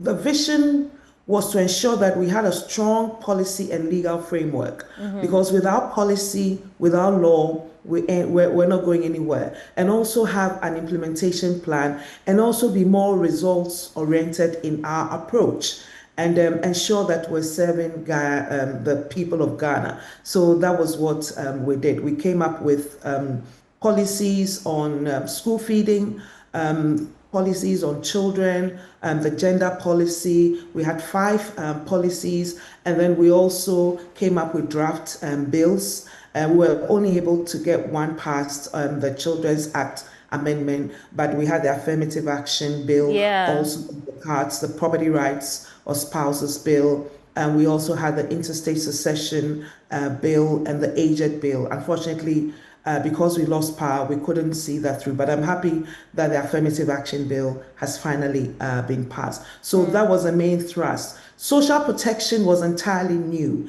This was the vision of His Excellency John Dramani Mahama. He wanted to create a mechanism in Ghana that would ensure that each and every poor and vulnerable person in Ghana would receive any government support that was due to poor and vulnerable people. So we set up the Social Protection Directorate, and then we also mechanized LEAP and ensured that we had a household registry supported by the World Bank, the American government, and by the UK government. We set up the household registry so that we had data on each and every poor and vulnerable person in Ghana who earned who was surviving on below $3 a day. So you could look at the database, and we started with Upper West, poor pregnant women, poor pregnant girls, which communities they lived in, what they had in terms of assets, whether they were educated or not, and what they would need from government so that they would have that sort of livelihood that government could support them to have. So that was very unique. It's actually the first in West Africa. And we did a great job with LEAP. And it was actually the second best in the whole of Africa. So there were a lot of feds, and we're very happy with the team at the Ministry of Gender for the solid work and the legacy that we left. Right. But I mean, if you look at talking about social protection and even gender issues, how would you evaluate the current state of gender and social protection policies, and which areas do you think require urgent attention as we speak? Even in the face of the bill just passed, the affirmative action bill just passed, Yes. First, I'll go on social protection. Social protection has unfortunately been politicized by the MPP. Just last week, I got a report where they have defaulted in LEAP payments for some time, and now they're giving some of the beneficiaries, they're actually telling them to vote for NPP. What we avoided as NDC was to politicize social protection interventions, and I would say that should be stopped. And there's a need to ensure that to address and reduce poverty and to create that safety net and cushion for the poor and vulnerable in Ghana, there's a need for consistent, sustained payment of the LEAP, that every 2 months, this woman in Zabzugu, or this woman in Bukom, or this widow or pensioner, and knows that he or she is going to receive her LEAP payment so that she can plan around that. That is not happening. So social protection has been poorly managed. We saw what happened during COVID, when, notwithstanding the fact that we had the household registry, that could straight off provide data for the MPP government to use to target the vulnerable people who are suffering under COVID. What did they do? They were not able to distribute the dry rations and packages. They prepared food, and it was a big mess. We all saw what happened. So we have retrogressed in terms of providing a safety net for the poor and vulnerable. And so you can see poverty has increased, unemployment is now 14.7%, and that has a direct bearing on the livelihood of Ghanaians, has a direct bearing on hardships faced. If we look at food inflation, it's gone up. How is the NPP government addressing this and ensuring that that orphan, that disabled person, that woman who worked in the informal sector and doesn't have a pension, how are they being provided for?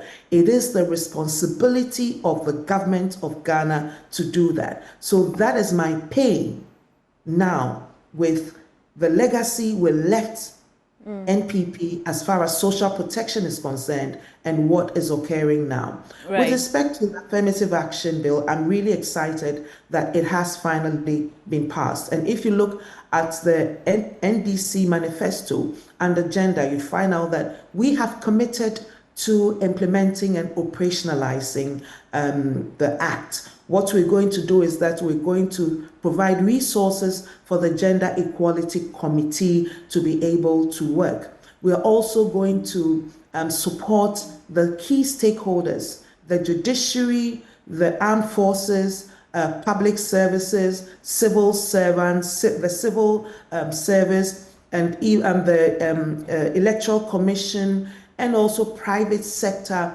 and civil society organizations, for us to reach the 30% minimum target of women representation in all these sectors, as per Schedule 1, Schedule A of the Act. So we have committed to this in our manifesto, and we have generally committed to a minimum of 30% representation for all political offices under the next NDC government. You mentioned civil society organizations. What role do you see them, and sometimes international partners like UNICEF and the rest, what role do you see them playing in mitigating the impact of the picture of neglect that you've painted in terms of social protection and gender issues? Where do CSOs come in? Yes, they play a very critical role, and I'll just share my experiences as a cabinet minister from 2013 to 2016. So quite a number of the development partners supported us to strengthen and build up the Ministry of Gender. You have the USAID, and I'll mention support that they gave. Looking at LEAP, we realized that in some parts of the northern region, Upper East specifically, we had poor women, pregnant women, who were malnourished. And so sometimes when they gave birth to children, because of iodine deficiency, these children did not develop as we would wish them to. So USAID came in together with UNICEF to support the extension of LEAP to all pregnant women and women who had children below the age of 2 years. The money was given, the LEAP money was given directly to these women. So what happened? Now they had resources and money to feed their children, to feed while they were pregnant, and of course reduce the incidence of iodine deficiency and have healthy children who would grow. Now we had the World Bank. World Bank supported us with $51 million to develop the household registry. We were trying to get them to help us to support and reform school feeding, but then we lost power. And the UK government helped over decades. They helped with LEAP. So they actually provided resources, 50% of the financial resources that we provided for poor and vulnerable LEAP beneficiaries in Ghana. They also helped us to mechanize and provide electronic transfer of LEAP through now, through the plastic card. Right. And so that's helped to increase financial inclusion for the poor and the vulnerable in Ghana. We had other partners, the Danish and others, who also helped us, for instance, to better coordinate response to addressing gender-based violence in Ghana. providing strengthening capacity of the judiciary, strengthening capacity of the Ministry of Justice, together with the Ministry of Gender and the Ghana Police Service to address gender-based violence. Right. We have the U.S. government providing $5 million to help us to address human trafficking, together with the Ministry of Interior. So they provide us strong support. But it's very instructive that you had, as a sector, to ensure that it was your agenda that was being implemented, and they were very supportive in that regard. Would you say they're still government again? And would you say that as we speak, with civil society, we instituted regular meetings with the civil society groups every month. Sometimes we're not able to, but we had engagement with key stakeholders, especially in social protection and also in gender, where we would tell them what our plans are and they would provide advice. And there was also a tripartite committee of civil society, development partners, and the Ministry of Gender. We had regular meetings every quarter on our plans, and they would also provide advice and support us, especially when we went into the communities to work. So this was how civil society partnered with government of Ghana, and also development partners partnered with the government of Ghana for our social protection and gender. Would you say, just briefly, would you say that as we speak, the CSOs are doing enough to propel our development agenda? They are doing more than enough, and I applaud civil society for the work. Even in this manifesto drafting process, we have had a lot of engagements with civil society. Gender groups have met with us, with the manifesto committee of the NDC. We also had the disability groups meeting, and also the social protection oriented civil society groups also meeting. So it's been a very good engagement, providing quality information, data, research findings on what is actually happening on the ground. So it's been a very useful, relevant, timely collaboration between the NDC Manifesto Committee and civil society groups. And we really welcome and appreciate their participation. And even post the launch of the manifesto, we're looking at further engagements. What we're doing, which is unique, which has never been done, is that we're also looking at implementation plans. So as we speak now, our 22 committees, together with the NDC party, is looking at how are we going to implement, what is our plan, implementation and costing plans. It's in progress, and we will communicate this to the people of Ghana in due course. Right. Let's stay on human rights advocacy in a broader context. I'm curious to know how the Ghana situation mirrors or reflects on a broader or on the continental level. You were the former regional coordinator for the Africa Office of the Commonwealth Human Rights Initiative. What would you say are the most common or most pressing human rights issues in advancing human rights within the African context? And how different or similar is the situation in Ghana? Yes, within the African context, I'll say, there's a tension between the African culture and tradition on one hand and human rights on the other hand. But we have been able to manage this very well. And we have laws at the regional level being implemented and enforced by the Africa Union. That has really helped. We had the African Charter on Human and People's Rights. We have laws for children. And we also have the additional protocol on the rights of women, that is the Maputo protocol. We also have our development agenda, I think 2060 or so. And the AU have also created mechanisms to ensure that human rights violations are addressed. So we have the African Court, and we also have the Committee on Human and People's Rights. We have that committee. At the ECOWAS level, we also have mechanisms to address human rights, like the ECOWAS courts. And I'm sure you've heard of some of the decisions that they have come up with. So in terms of legal remedies and in terms of addressing human rights issues, quite a lot has gone on in Ghana and in Africa, and every government is supposed to report on the extent to which we have implemented these charters in Africa. So that has progressed. We also have the Pan-African Parliament that has also done quite a lot of work. But we still have challenges. And when I look at protection of human rights, I'm looking at addressing the bread and butter issues, the everyday issues, or let's say the kinky and fish issues. Right. So how has it helped to address poverty? How has it helped to reduce poverty? How has it helped to ensure press freedom? And now that we have the social media and we have individuals also, how has it addressed? So sometimes we say that the violations are going on. Sometimes we're looking at conflict. We're looking at the Niger and other places worsening poverty. We're looking at the Sahel region and what is happening. We're looking at Ethiopia, and we're looking at Sudan, and we're looking at the conflicts going on. DRC Congo, there's also conflict going on and a fight for the resources. So in terms of looking at systems of governance and us against protection of human rights, we still have issues at the AU or at the Africa level, which we need to address. Is very critical. And that is where the role of civil society cannot be diminished. Civil society, right at that Africa regional level, is also doing a lot to hold African governments accountable. And that is remarkable. You're saying that... it's work in progress. Work in progress.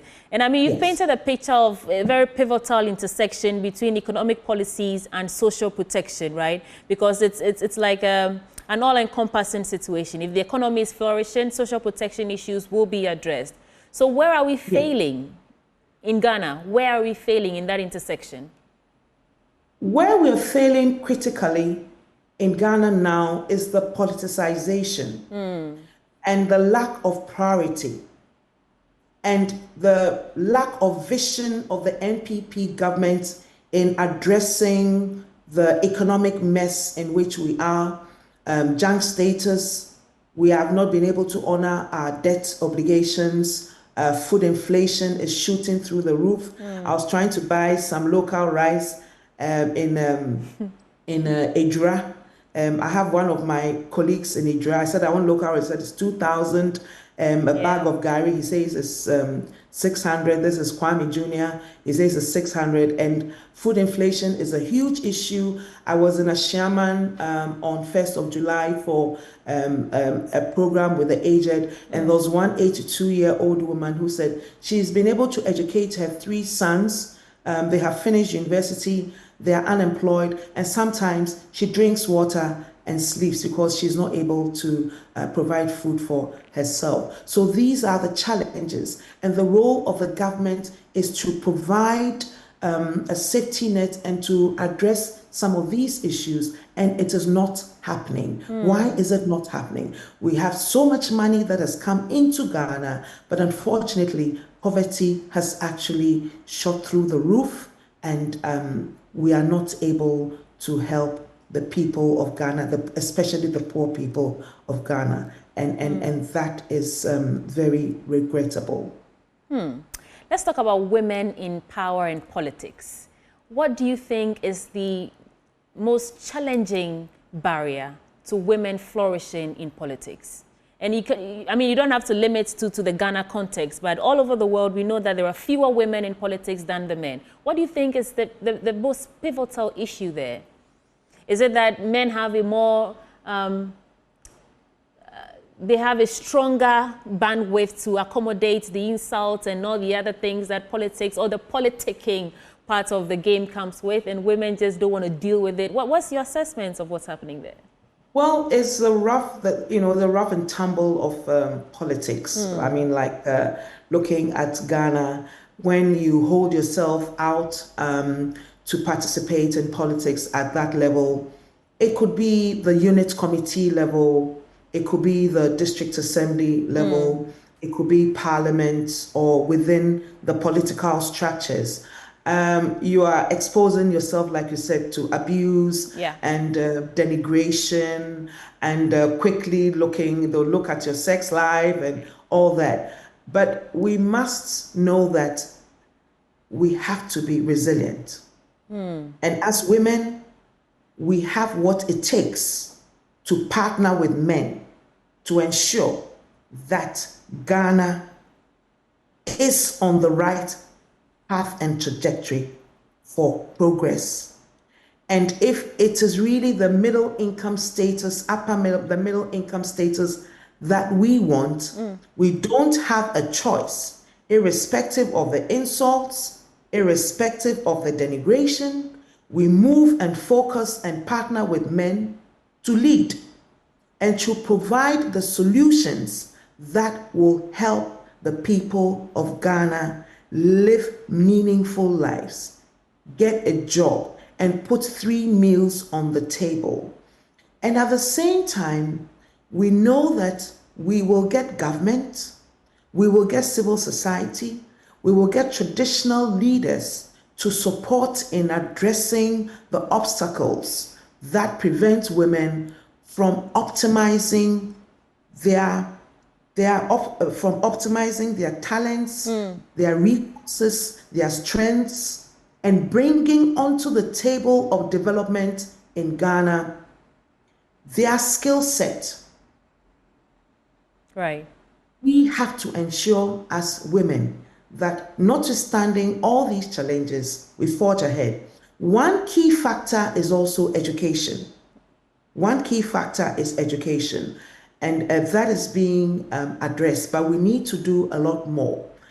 And another key factor is the cultural and social environment in which we find ourselves, where traditionally one of the proverbs would be that it is the cock that crows to announce dawn. It is not the hen. So that voice of women, that voice of a woman in a public sphere sometimes is not normal or is not ordinary. Some people find it strange, and so you would face obstacles. And that's why we ask the political parties to support women to give of themselves. And I know they've been doing that. In NDC, that is being done a lot. You see a lot of mentoring, our political leaders, even at the national level, at all levels, partner with women, encourage women to take up branch women, like branch positions. And so you see young women taking up key positions, and that is very welcome. And we just have to move. We have to move. Thick skin, move. Just move. I like that. And I like what you said about it is that the cock that crows to announce the day and not the hen. I like that. So where does feminism come in? I've sat in circles where they say feminism is a lost cause. They say that, I mean, the evolution of feminism, coming down from the first wave where it was about legal rights and suffrage, to second wave where it was about equality and anti-discrimination, then to intersectionality and individualism. At this point, do we still need, what's your argument? Do we still need the fight for equality or equity as what feminism strives to do? Spot on. Feminism is relevant. I am a radical feminist. And I believe in equality because I know that women have the gray matter and can put a lot on the table when we provide them with the resources and when we give them the opportunity. Women can deliver. The evidence is clear, research is clear, even in terms of corruption. When you put a woman before the pot of money, the woman is able to preserve the pot of money. The woman is multi-dimensional. She's able to multitask and do so many things at the same time. But then at the same time, she has certain challenges. God has given her that, that role of nurturing, that role of giving birth, and that may provide certain limitations as far as optimizing and harnessing her talents and being able to get her to give of her best. And so affirmative action and other support comes in to address these limitations that she has as a result of the natural role that she has been given in terms of birthing. And when she's giving this support, the sky is the limit. Right. And when you look at other countries like Rwanda, and even in Ghana, in 1960, when Kwame Nkrumah passed the law for affirmative action and opened the doors for women to be in parliament, we saw what they did. Justice Annie Jiage, we saw what they did. Mabel Dovdankwa, we saw what she did, even in 1954. These are strong women who have done a lot of work. And that is why we have consistently sustained the fight for feminism. It's not about lording it over men, no. It's about ensuring that women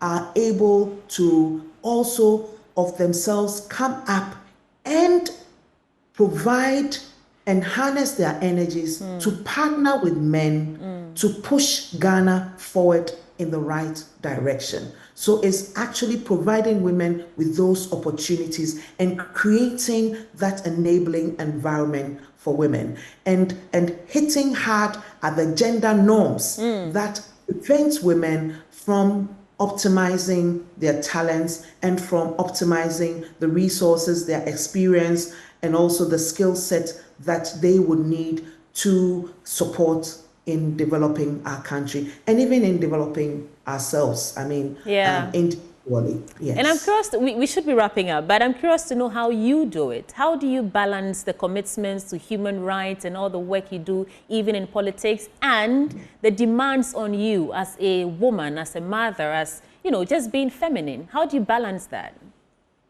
Well, for me personally, my convictions, I'm very true to my convictions of integrity, of honesty, of hard work, and helping my party, the NDC, helping the people of Ghana to get onto the right path and direction. So improving of myself, increasing my knowledge, and also using my experience to help people.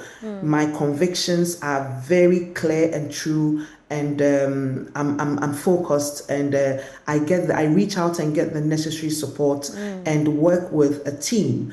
And this is how I'm just resilient and of course the grace of God. But I'm very clear as to what we need to do as leadership, what we need to do as Ghanaians to ensure that we're on the right path. And so I don't get distracted very easily. Sometimes, yes, you get derailed, but then we focus. It's very, very important for us to keep our eyes on the prize and to have Ghana, the interest of Ghana and the interest of the people of Ghana. So I'm very clear in my conviction that whatever I do, it has to support the interest of the people of Ghana. And I believe that the NDC party, as a social democratic party, has the right framework, has the right team. And so I'm happy to be part of that. Should we expect you to be president come soon? Or, I mean, within the NDC and even on, you know, Now we're looking at 7th of December. Right. We have launched our manifesto, the Resetting Ghana manifesto, that is people-oriented, that has realistic proposals across sectors. We want Ghanaians to believe and to trust His Excellency John Dramani Mahama and the NDC, that we will restore hope in Ghana, we will reset Ghana, we will reset Ghana to address corruption. We will reset Ghana to address state capture. We will reset Ghana to address nepotism. We will reset Ghana to address abuse of office. We will reset Ghana to ensure efficient economic management of our resources. And also we reset Ghana for quality education, for health, and also reset Ghana and create the Women's Bank that will help women. We reset Ghana so that every person with disability will be assured of a job.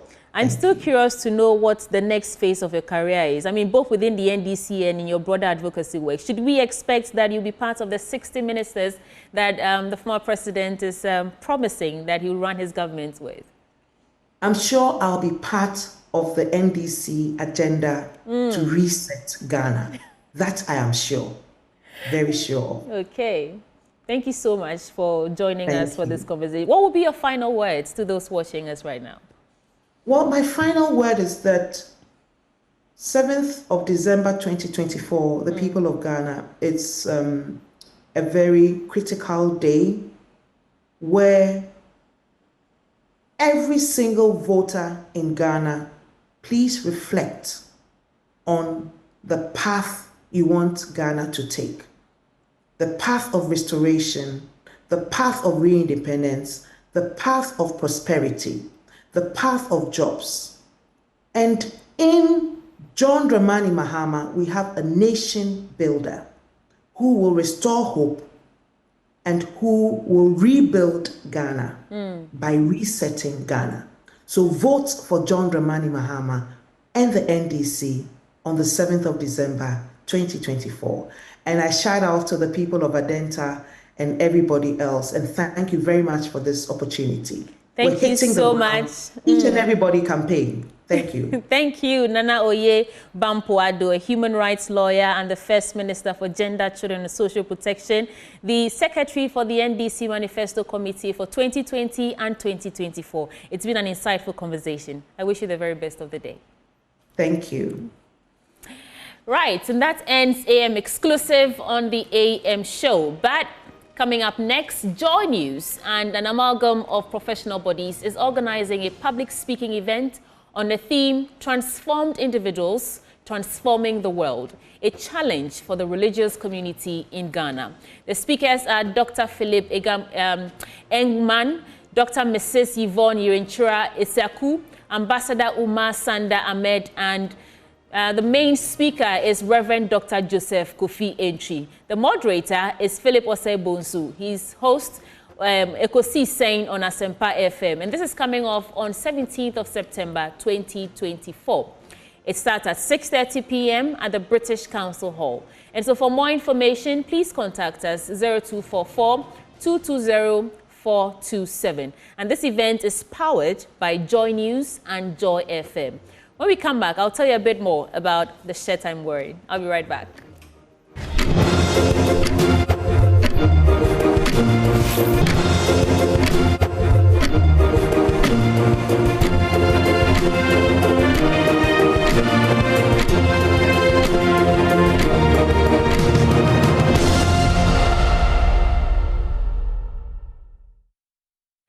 Welcome back on the AM show. I defend media freedom, and so should you. But let's get into the conversation about why this is important and what we are seeking to do here at Joy News today. Joining me for this conversation is Evan Spencer, the senior editor here at Joy News and the head of our political desk. Evan, it's so good to see you. How are you feeling this morning? And please unmute.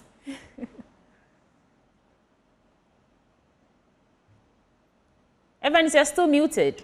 But we also have...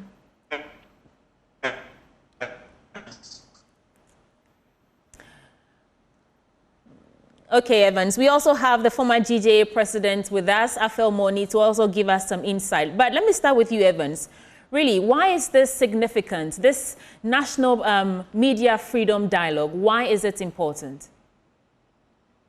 It's absolutely important. It just have to look at the World Press Freedom Index. In 2021, we're doing well, relatively. We're, in terms of the ranking, 30th.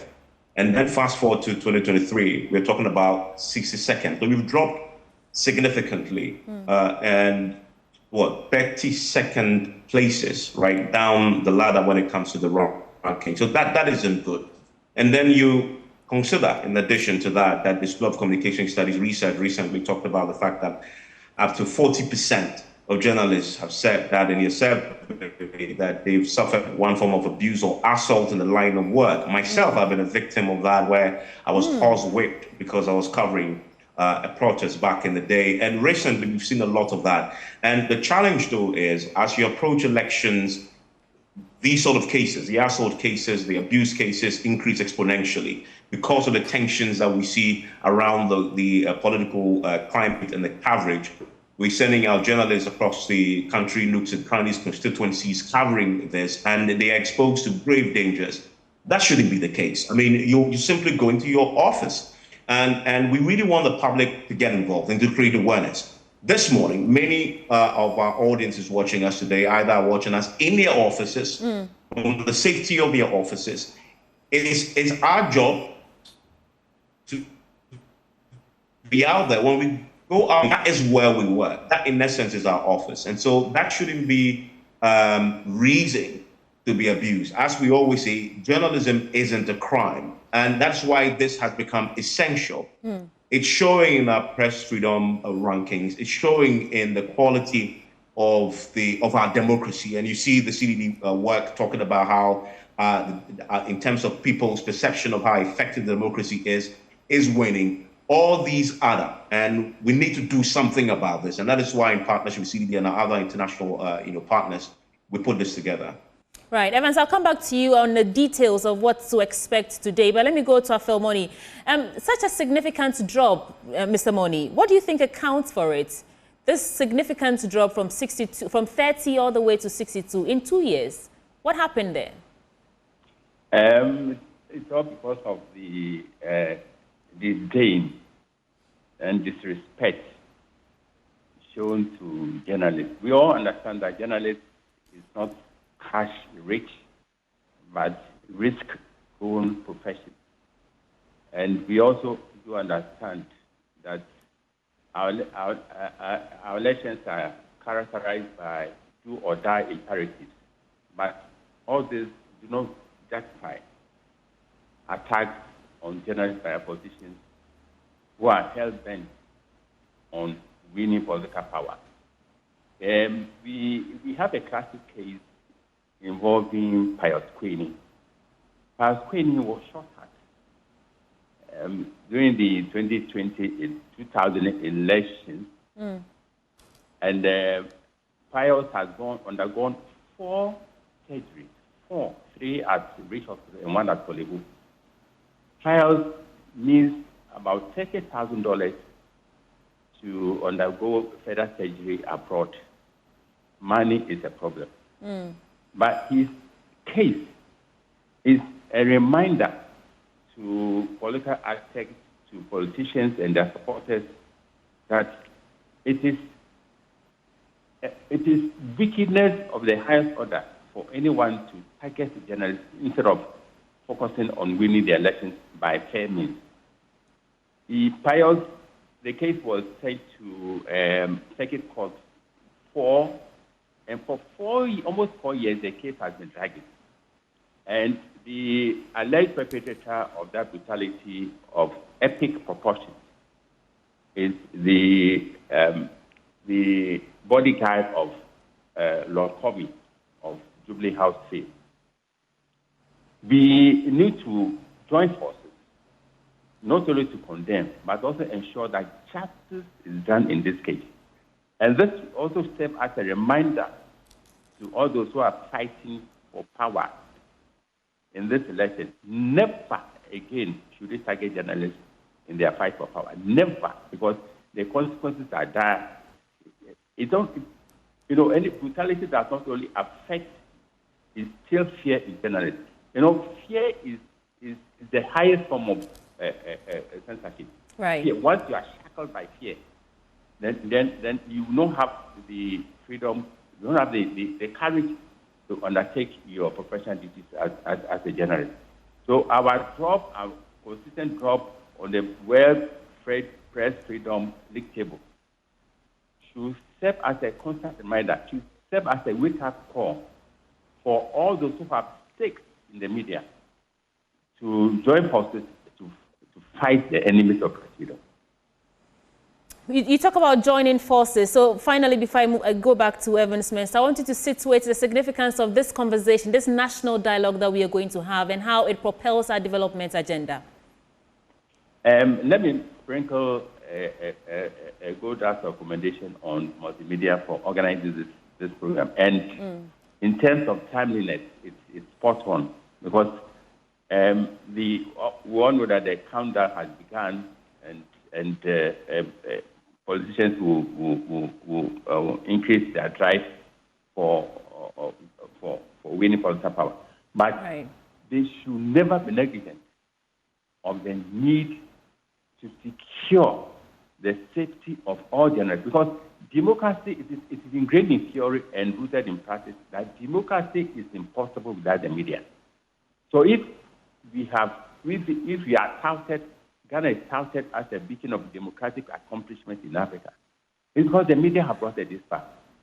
People who vote on election day and go to sleep. It is the journalists who go around, who be at the polling stations, monitoring the count of the ballot, making sure that everything is done correctly, making sure that the election results are now skewed in a way which will envelop the whole country in violence.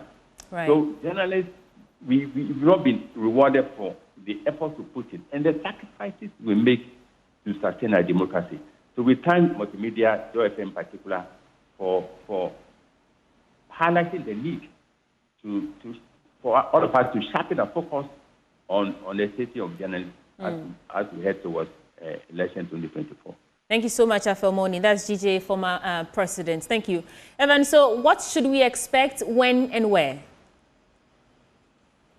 So we're starting PM is the NAT Hall, and we encourage everybody to be part of this. And I say everybody, and I want to ask a question. And Sweetie, because you're my colleague, I can ask you, but all of us watching, just imagine waking up December 7th, and there is a nationwide media blackout on elections coverage. Just imagine, you wake up December 7th, and Joy FM, Joy News, our social media platforms, all media houses in Ghana have decided we're not going to cover the elections.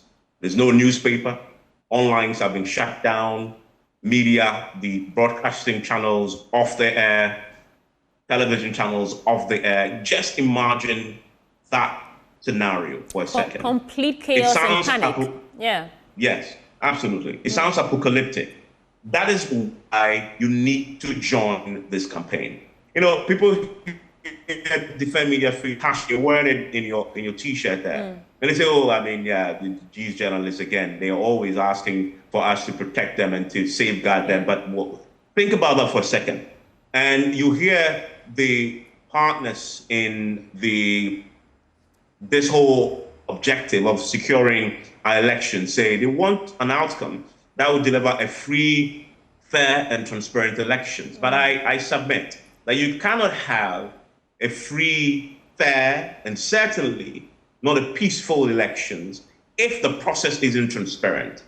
And that is where the media plays that key role, because we bring you the reports across the country. We put the spotlight on what is happening so that you know how people are voting and what is happening across the country. And it is the reason why the Electoral Commission allows our cameras into the strong room. Just go back to what we saw in Nigeria, the Nigerian elections. In their strong room, where the results were coming and collation was happening, the media was allowed in there. They had a 24-hour live camera. So when the results come in, you see how they take it, how they process, and how they announce. That is what transparency does to the process. When it is transparent, people are less likely to challenge the outcome, because we all saw how you arrived at the outcome that you announced. When there's transparent, there's more trust, there's more credibility. So people are less likely to fill that vacuum with disinformation and misinformation that then galvanizes people to embark on violence. That is why this is important. And so join that hashtag if you can't be there at the NATFOR on your social media handles. Talk about it. Use the hashtag Defend Media Freedom GH. And if you can't come, please come and show up there.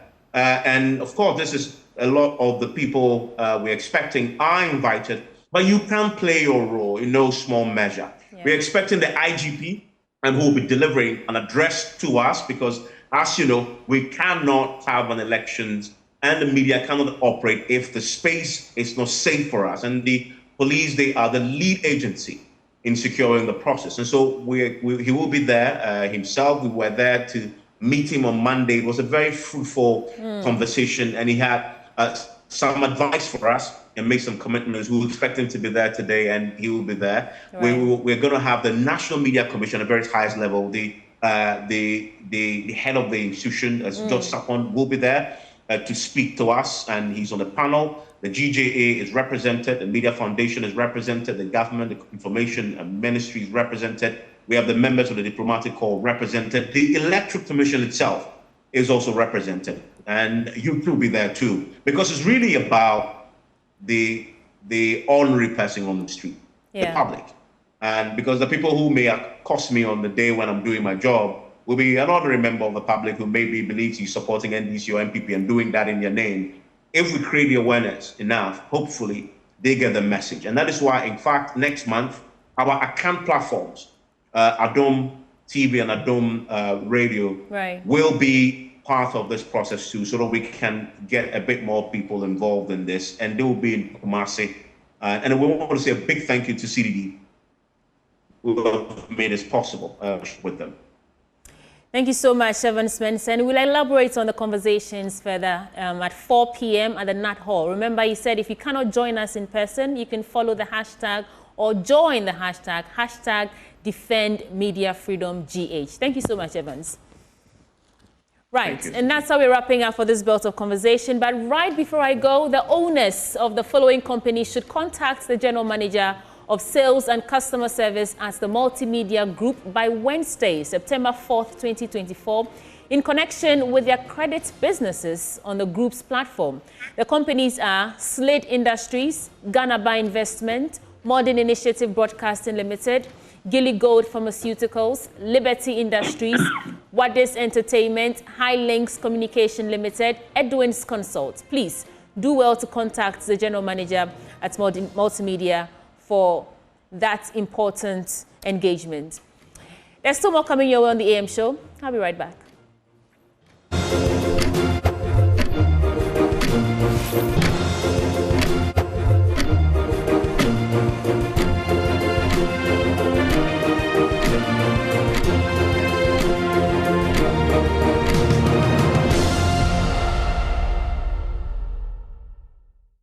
Let's turn our attention now to education. Established in 1988, Alpha Beta Christian College within the past 20 years has shaped dreams and continued to build excellent leaders playing pivotal roles in the development of the country. And as part of its 20th anniversary and celebrations of its impressive achievements, the school is taking on some community projects, including a community library, the Edikrahene Leadership Program, and advocacy for STEM education.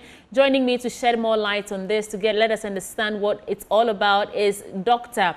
Naomi Ajepong, and she's the director of the school. Doc, thank you so much for joining us.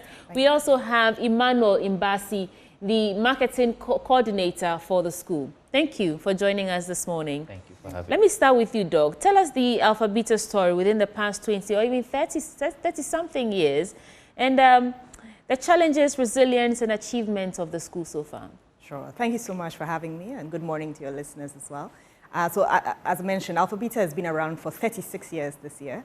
Started in older than me. Older than you. Started in Dansoman by Reverend and Mrs. Ajepong in 1988, and we've a very long track record of both academic excellence and holistic development of young people, which is we have so many testimonies of our graduates who are succeeding all over the world and making us very proud. So we have also got a long, like you mentioned, we have a long history of community impact as well. So over the years, we've always tried to get our children to understand that they are privileged and that they have a social responsibility towards others. And so over the years, from orphanage projects to library projects, you know, we had a project at Princess Marie Louise Hospital. We have 2 community libraries, one in Dansoman and one in the Eastern region as well.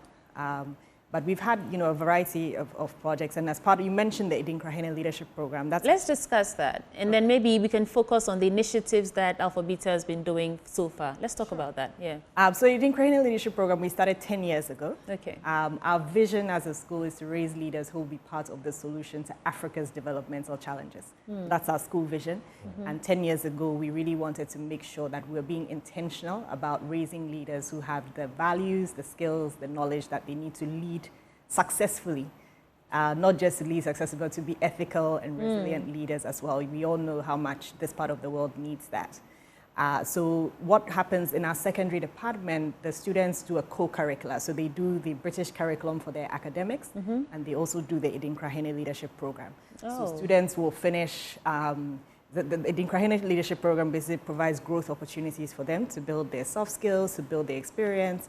And so it includes things like community service, it includes internships. So all the way from Form 1 to 6th Form, they're required to do internships 2 or 3 times in a year. It includes individual success plans where we really look at each student's strengths and their passions and really try and guide them towards reaching their goals. But it also provides, a lot of things, travel, international competition, anything to expose the students and give them real-world skills. We know that life is changing so quickly. And so that's how the program has been designed and been very successful over the last 10 years. And what we've actually seen is the young people on the program, even the ones who are not so strong academically, still get good grades because their focus changes, and it's become very competitive. Over the holidays, as we've just gone, for example, a lot of students want to do more and more internships. So we have a lot of partnerships that we've developed over the years. So we had students going over to the Ghana Stock Exchange and its allied partners for 1 week. We'll have students going to embassies, to hotels, to banks, to think tanks, but they'll do various periods of time, and they come back with so much experience, and we're very proud of some of them don't even appreciate it whilst they're in it. Sometimes they go away and then they start saying, oh, remember, we did a SWOT analysis when we were in 6th Form, or I have a CV and my college professor is asking why my CV is so developed. But if you start in Form 1, obviously by the time they're getting to 6th Form, they have this CV that shows they've worked with so many different companies. Right. Yeah, I was going to ask you for success stories, but that's plenty of success stories and testimonials that testify to the work that you're doing over there. So let's get a bit details about the school, and I'll circle back to you, Doc. So where is the school, who can enter, and how do you enter? Well, I'm talking about admissions, requirements, and all that. Right. Well, thank you very much. Alpha Beta is located in Dansoman, Sahara, right? And of course, we are an international school, a fully fledged international school, and we run from preschool all through to secondary, like Dr. mentioned. But gaining admission at Alpha Beta is really simple, right? It's not something you have to, Well, how simple? We have some exciting offers available for your viewers, actually. So as part of our 20th anniversary celebration, we are looking at a way of bringing more people to experience the unique Alpha Beta advantage, right? Because we are not just raising leaders, we are raising ethical, competent global leaders. It's a holistic education for this century and beyond. Absolutely. I like that. So this August, we are offering free admissions, and August ends in 72 hours. But considering that we're here today, we want to offer some exclusive offers for your viewers. Okay. So that those who want to join from preschool, primary, and secondary, this offer is available for them. So how would they join? You just call a number right now, 020 242 5564, 020 242. Take your time and do it again so that they can actually get the number. Absolutely. Yeah. So 020 242 5564, 020 242 5564. But there is a promo code that you need to use to be able to access this offer, and we are looking at extending it for the next 7 days, and the promo code is ABJOY24. ABJOY24. Right.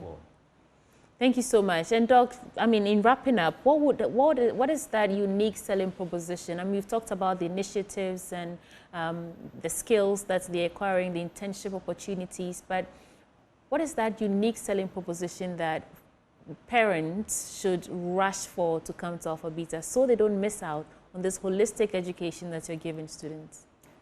So I think it's the whole package, right? So we're a Christian school as well, and that's something that in our strategy we are really making efforts to make sure students have the right values, because we believe there's values over everything. So we have a strong character program, but the leadership program really makes sure that students, even if they're not academically brilliant, can still find what they're good at and still succeed in it. So for me, it's not just about getting the kids and making sure they have good grades, although we have, and I'm proud to say that this year, our IGCSE and A-level results were fantastic. We had over 95% on IGCSE, grade right. A-star, between A-star. That's a big feat. Yes. Absolutely. Yeah. And so we're very proud of the accomplishments of our students and our teachers as well. And it's a great package overall: academics, social values, skills. And so you just have to come over, have a chat with us, come and see our campus. We're resuming on Tuesday. So you don't have much time if you're still thinking about it. Like Emmanuel mentioned, there's a free admission promotion on right now, but it ends very soon. So anyone so take advantage of it. Absolutely. Right. Emmanuel, what would be your final words to our viewers? Well, from a marketing point of view, and for anybody who is interested in joining Alpha Beta, this is the moment and this is the school you want to bring your child to. So another thing that I just want to mention is that we are organizing some campus tour. So in case you want to, come in and chat with the admissions team and know more about Alpha Beta. And before even that, you can even visit our website at www.alphabeta.edu.gh or our social media to just stay interactive with us. But do call the number again, 020-242-5564, 020-242-5564, and enjoy the Alpha Beta advantage. Thank you. Do you have boarding facilities, though? Yes, we do have a boarding facility. Tell us briefly about that. So we have our boarding facility is a non-traditional boarding house. So it's called the Ubuntu Residence, Ubuntu Villa, and it's a very cozy house set up. So anyone who wants to come and have a look, but they get structured activities and they get to study more. But I think a lot of people, once they don't have the time to supervise their children. To study, but it's very cozy and very homely feel. So it's affordable. Our viewers are asking. It provides great value for money. Absolutely. I like how you put that. Well, great quality education is not cheap. No, it's not. It's an investment. Okay. Thank you so much, Dr. Naomi Ejepong. And you said the school was founded by Reverend and Mrs. Ejepong. Are those your parents? Yes, they are. Oh, I see. Congratulations. Thank you. All right. And then we also have Emmanuel Mbasi, who is the marketing coordinator for the school. Thank you so much for joining us on the AM show. Thank you. All right. Before we go, let's go off the overpriced land, home ownership, and furnishing deals.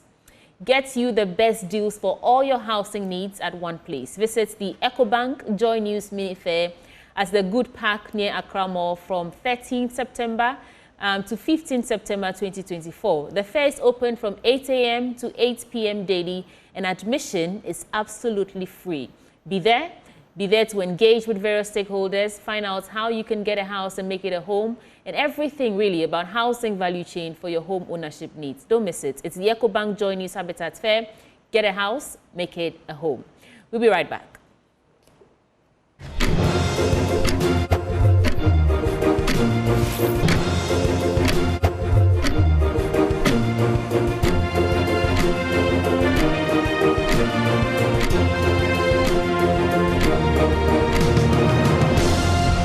6 kilometers in a wheelchair every week in your quest to get education. Well, that's the story of Isaiah Amada Awuku, a student living with a physical challenge at the University of Ghana. Despite Isaiah's mobility difficulties, he refuses to let anything stand in the way of his academic dreams. In Joy News' This Abled series, Emmanuel Jivenu of our education desk shares his story of perseverance and ambition, redefining what it means to overcome obstacles. Here is our episode of This Abled. In overflowing wrath for a moment, I hid my face from you. Meet Isaiah Amada Awuku, a first-year student pursuing statistics, mathematics, and economics. Every day, he embarks on a challenging journey to lectures, driven by an unwavering resolve to pursue his academic dreams. Despite the physical challenges he faces, Isaiah is determined to go higher. When I wake up in the morning, and since the sun has risen and I am alive, so I know that there is hope. For our Lord said, put it on your nail, and I will put it on your head for you. Sorry. For most students, the journey to class is a routine, but for Isaiah, every trip is a challenge.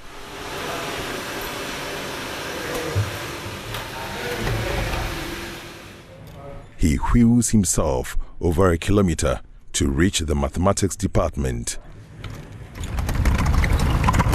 navigating the hilly terrain of the campus. I have to go up and down, so assuming there is no friend, then I have to do everything myself. And wheel this chair all by myself is very tedious. That the department is somehow on a hill. Let me say it's on a hill, so I have to climb up all the way from Mensa Sabah to the department all by myself. Every week, Isaiah covers about 26 kilometers between his hall of residence and his lecture hall. A grueling journey, but one Isaiah takes without complaint. If you are not self-motivated, then you can't do anything with disability.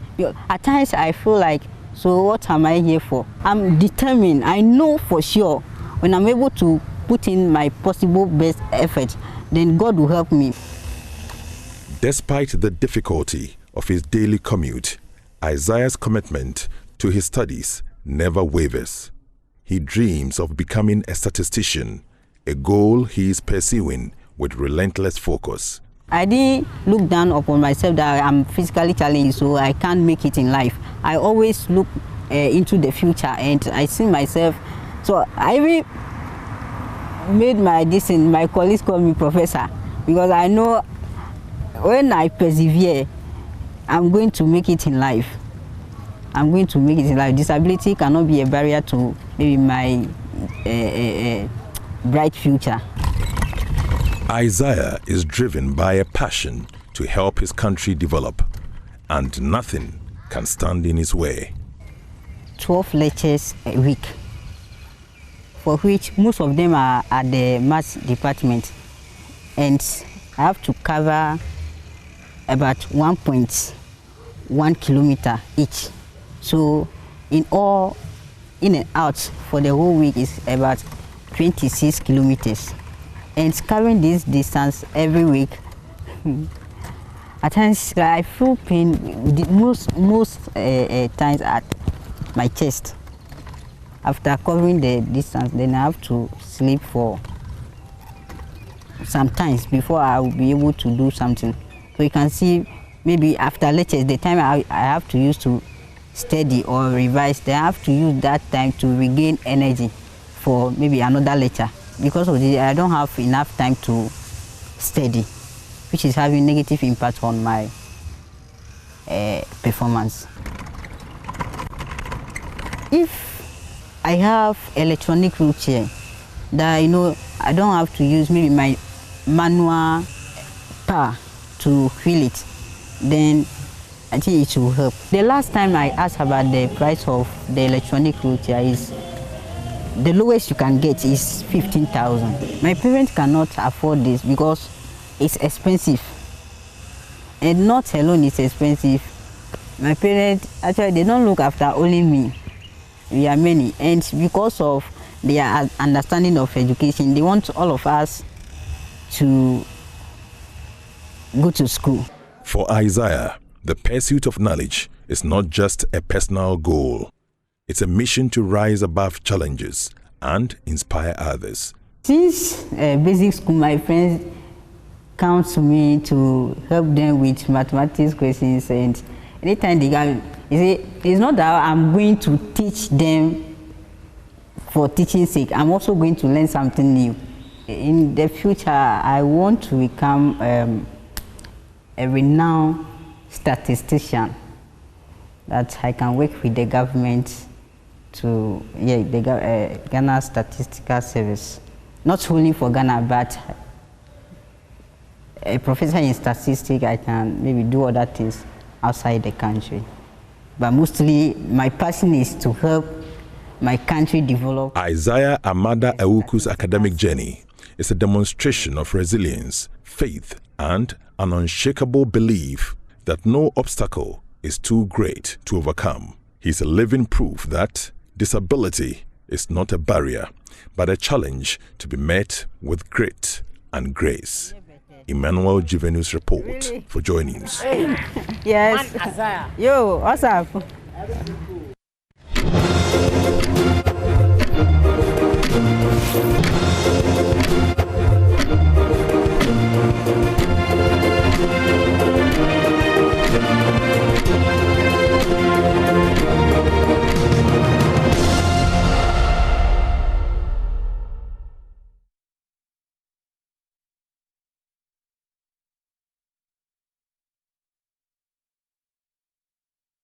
From that touching and inspiring story, let me bring you another story. Now imagine a community that lives by a river, yet forced to rely on sachet water, wells, and rainwater to meet their daily needs. That's the harsh reality of Anglo Beach, a community in the Western region that has been impacted heavily by illegal mining.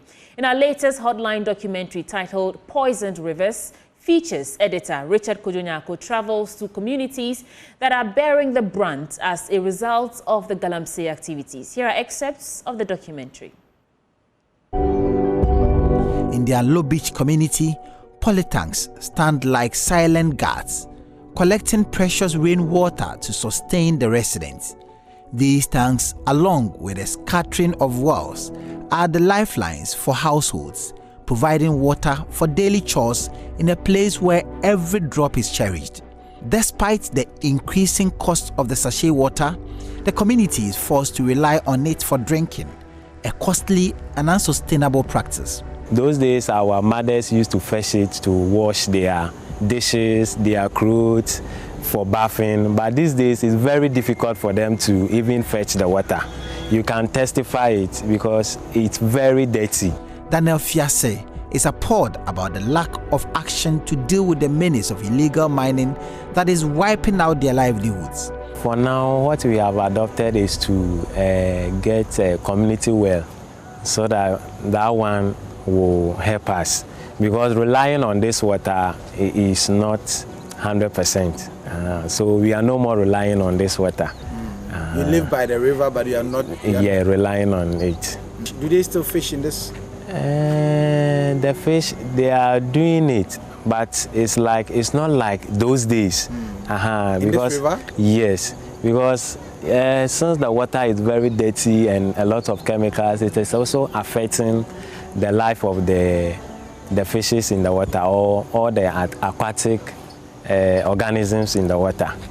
In the Shamar district of the Western region, 6 communities have become a testament to the havoc caused by rampant illegal mining. Over 3 years, diarrhea cases have surged alarmingly from 5,000 to 10,000, a stark indicator of the deteriorating water quality.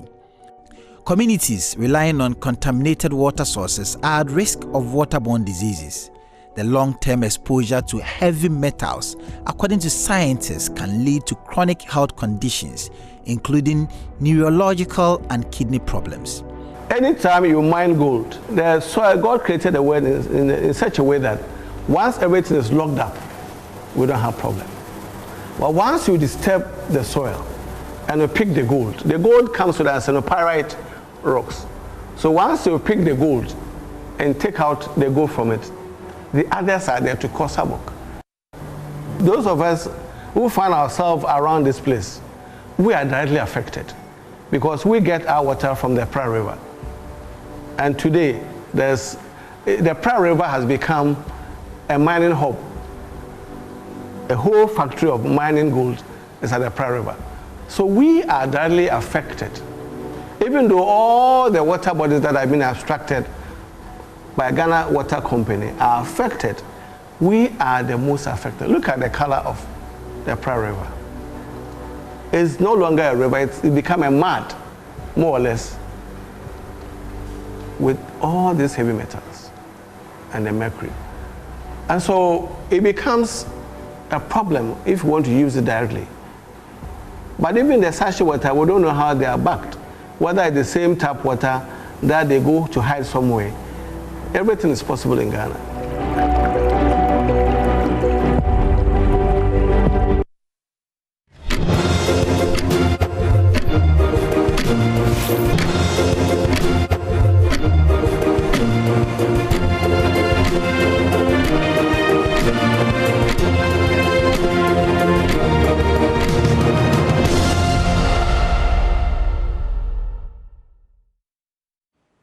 That full documentary, Poison Rivers, comes to you on Monday at 8:30 a.m. on the Joy News channel and the Super Morning Show. And that's how we're wrapping up, but I want to leave you with this. It's day 3 of the U.S.-Africa Nuclear Energy Summit, and we want to hear from the Deputy Minister for Energy, Collins Adumako, as he shares a statement with us. And that's how we are wrapping up. So for now, enjoy the rest of your day. Let me also say thank you to the organizers for this wonderful program. Last year was hosted in Ghana, and I'm happy to be here. This is my first time in Kenya. I was surprised when I arrived in Kenya, and the weather was very, very cold. But when I got here, I realized the MC was from Ghana, Mr. Israeli. And I just listened to Honorable Ayensu, who traces his roots to Ghana. And so I'm very comfortable now. Yesterday, I listened very carefully to the panel discussion. Dr. Lassimo, who is a neighbor from Burkina Faso, kept mentioning Ghana during his presentation. And let me say, my chief director was wonderful. Please give her a round of applause.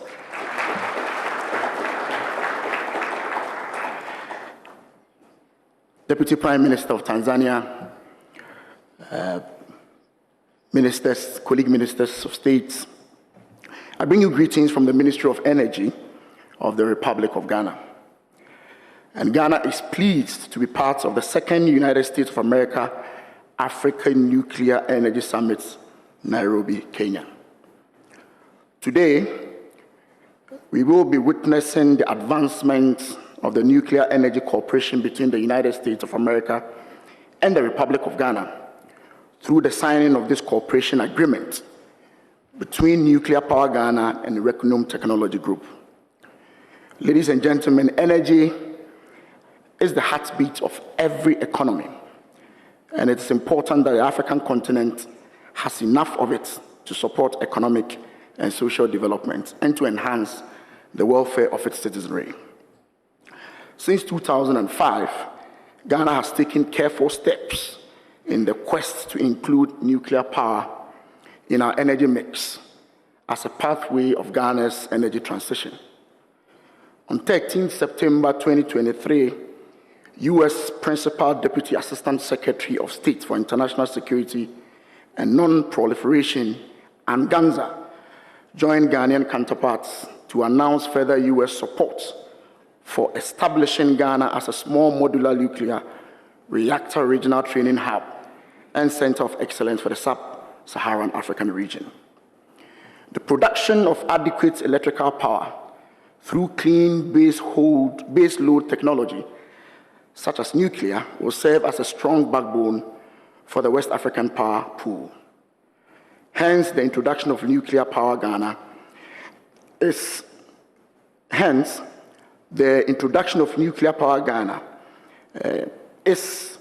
a win-win situation, and it provides the vendor the opportunity to explore the West African electricity market as well.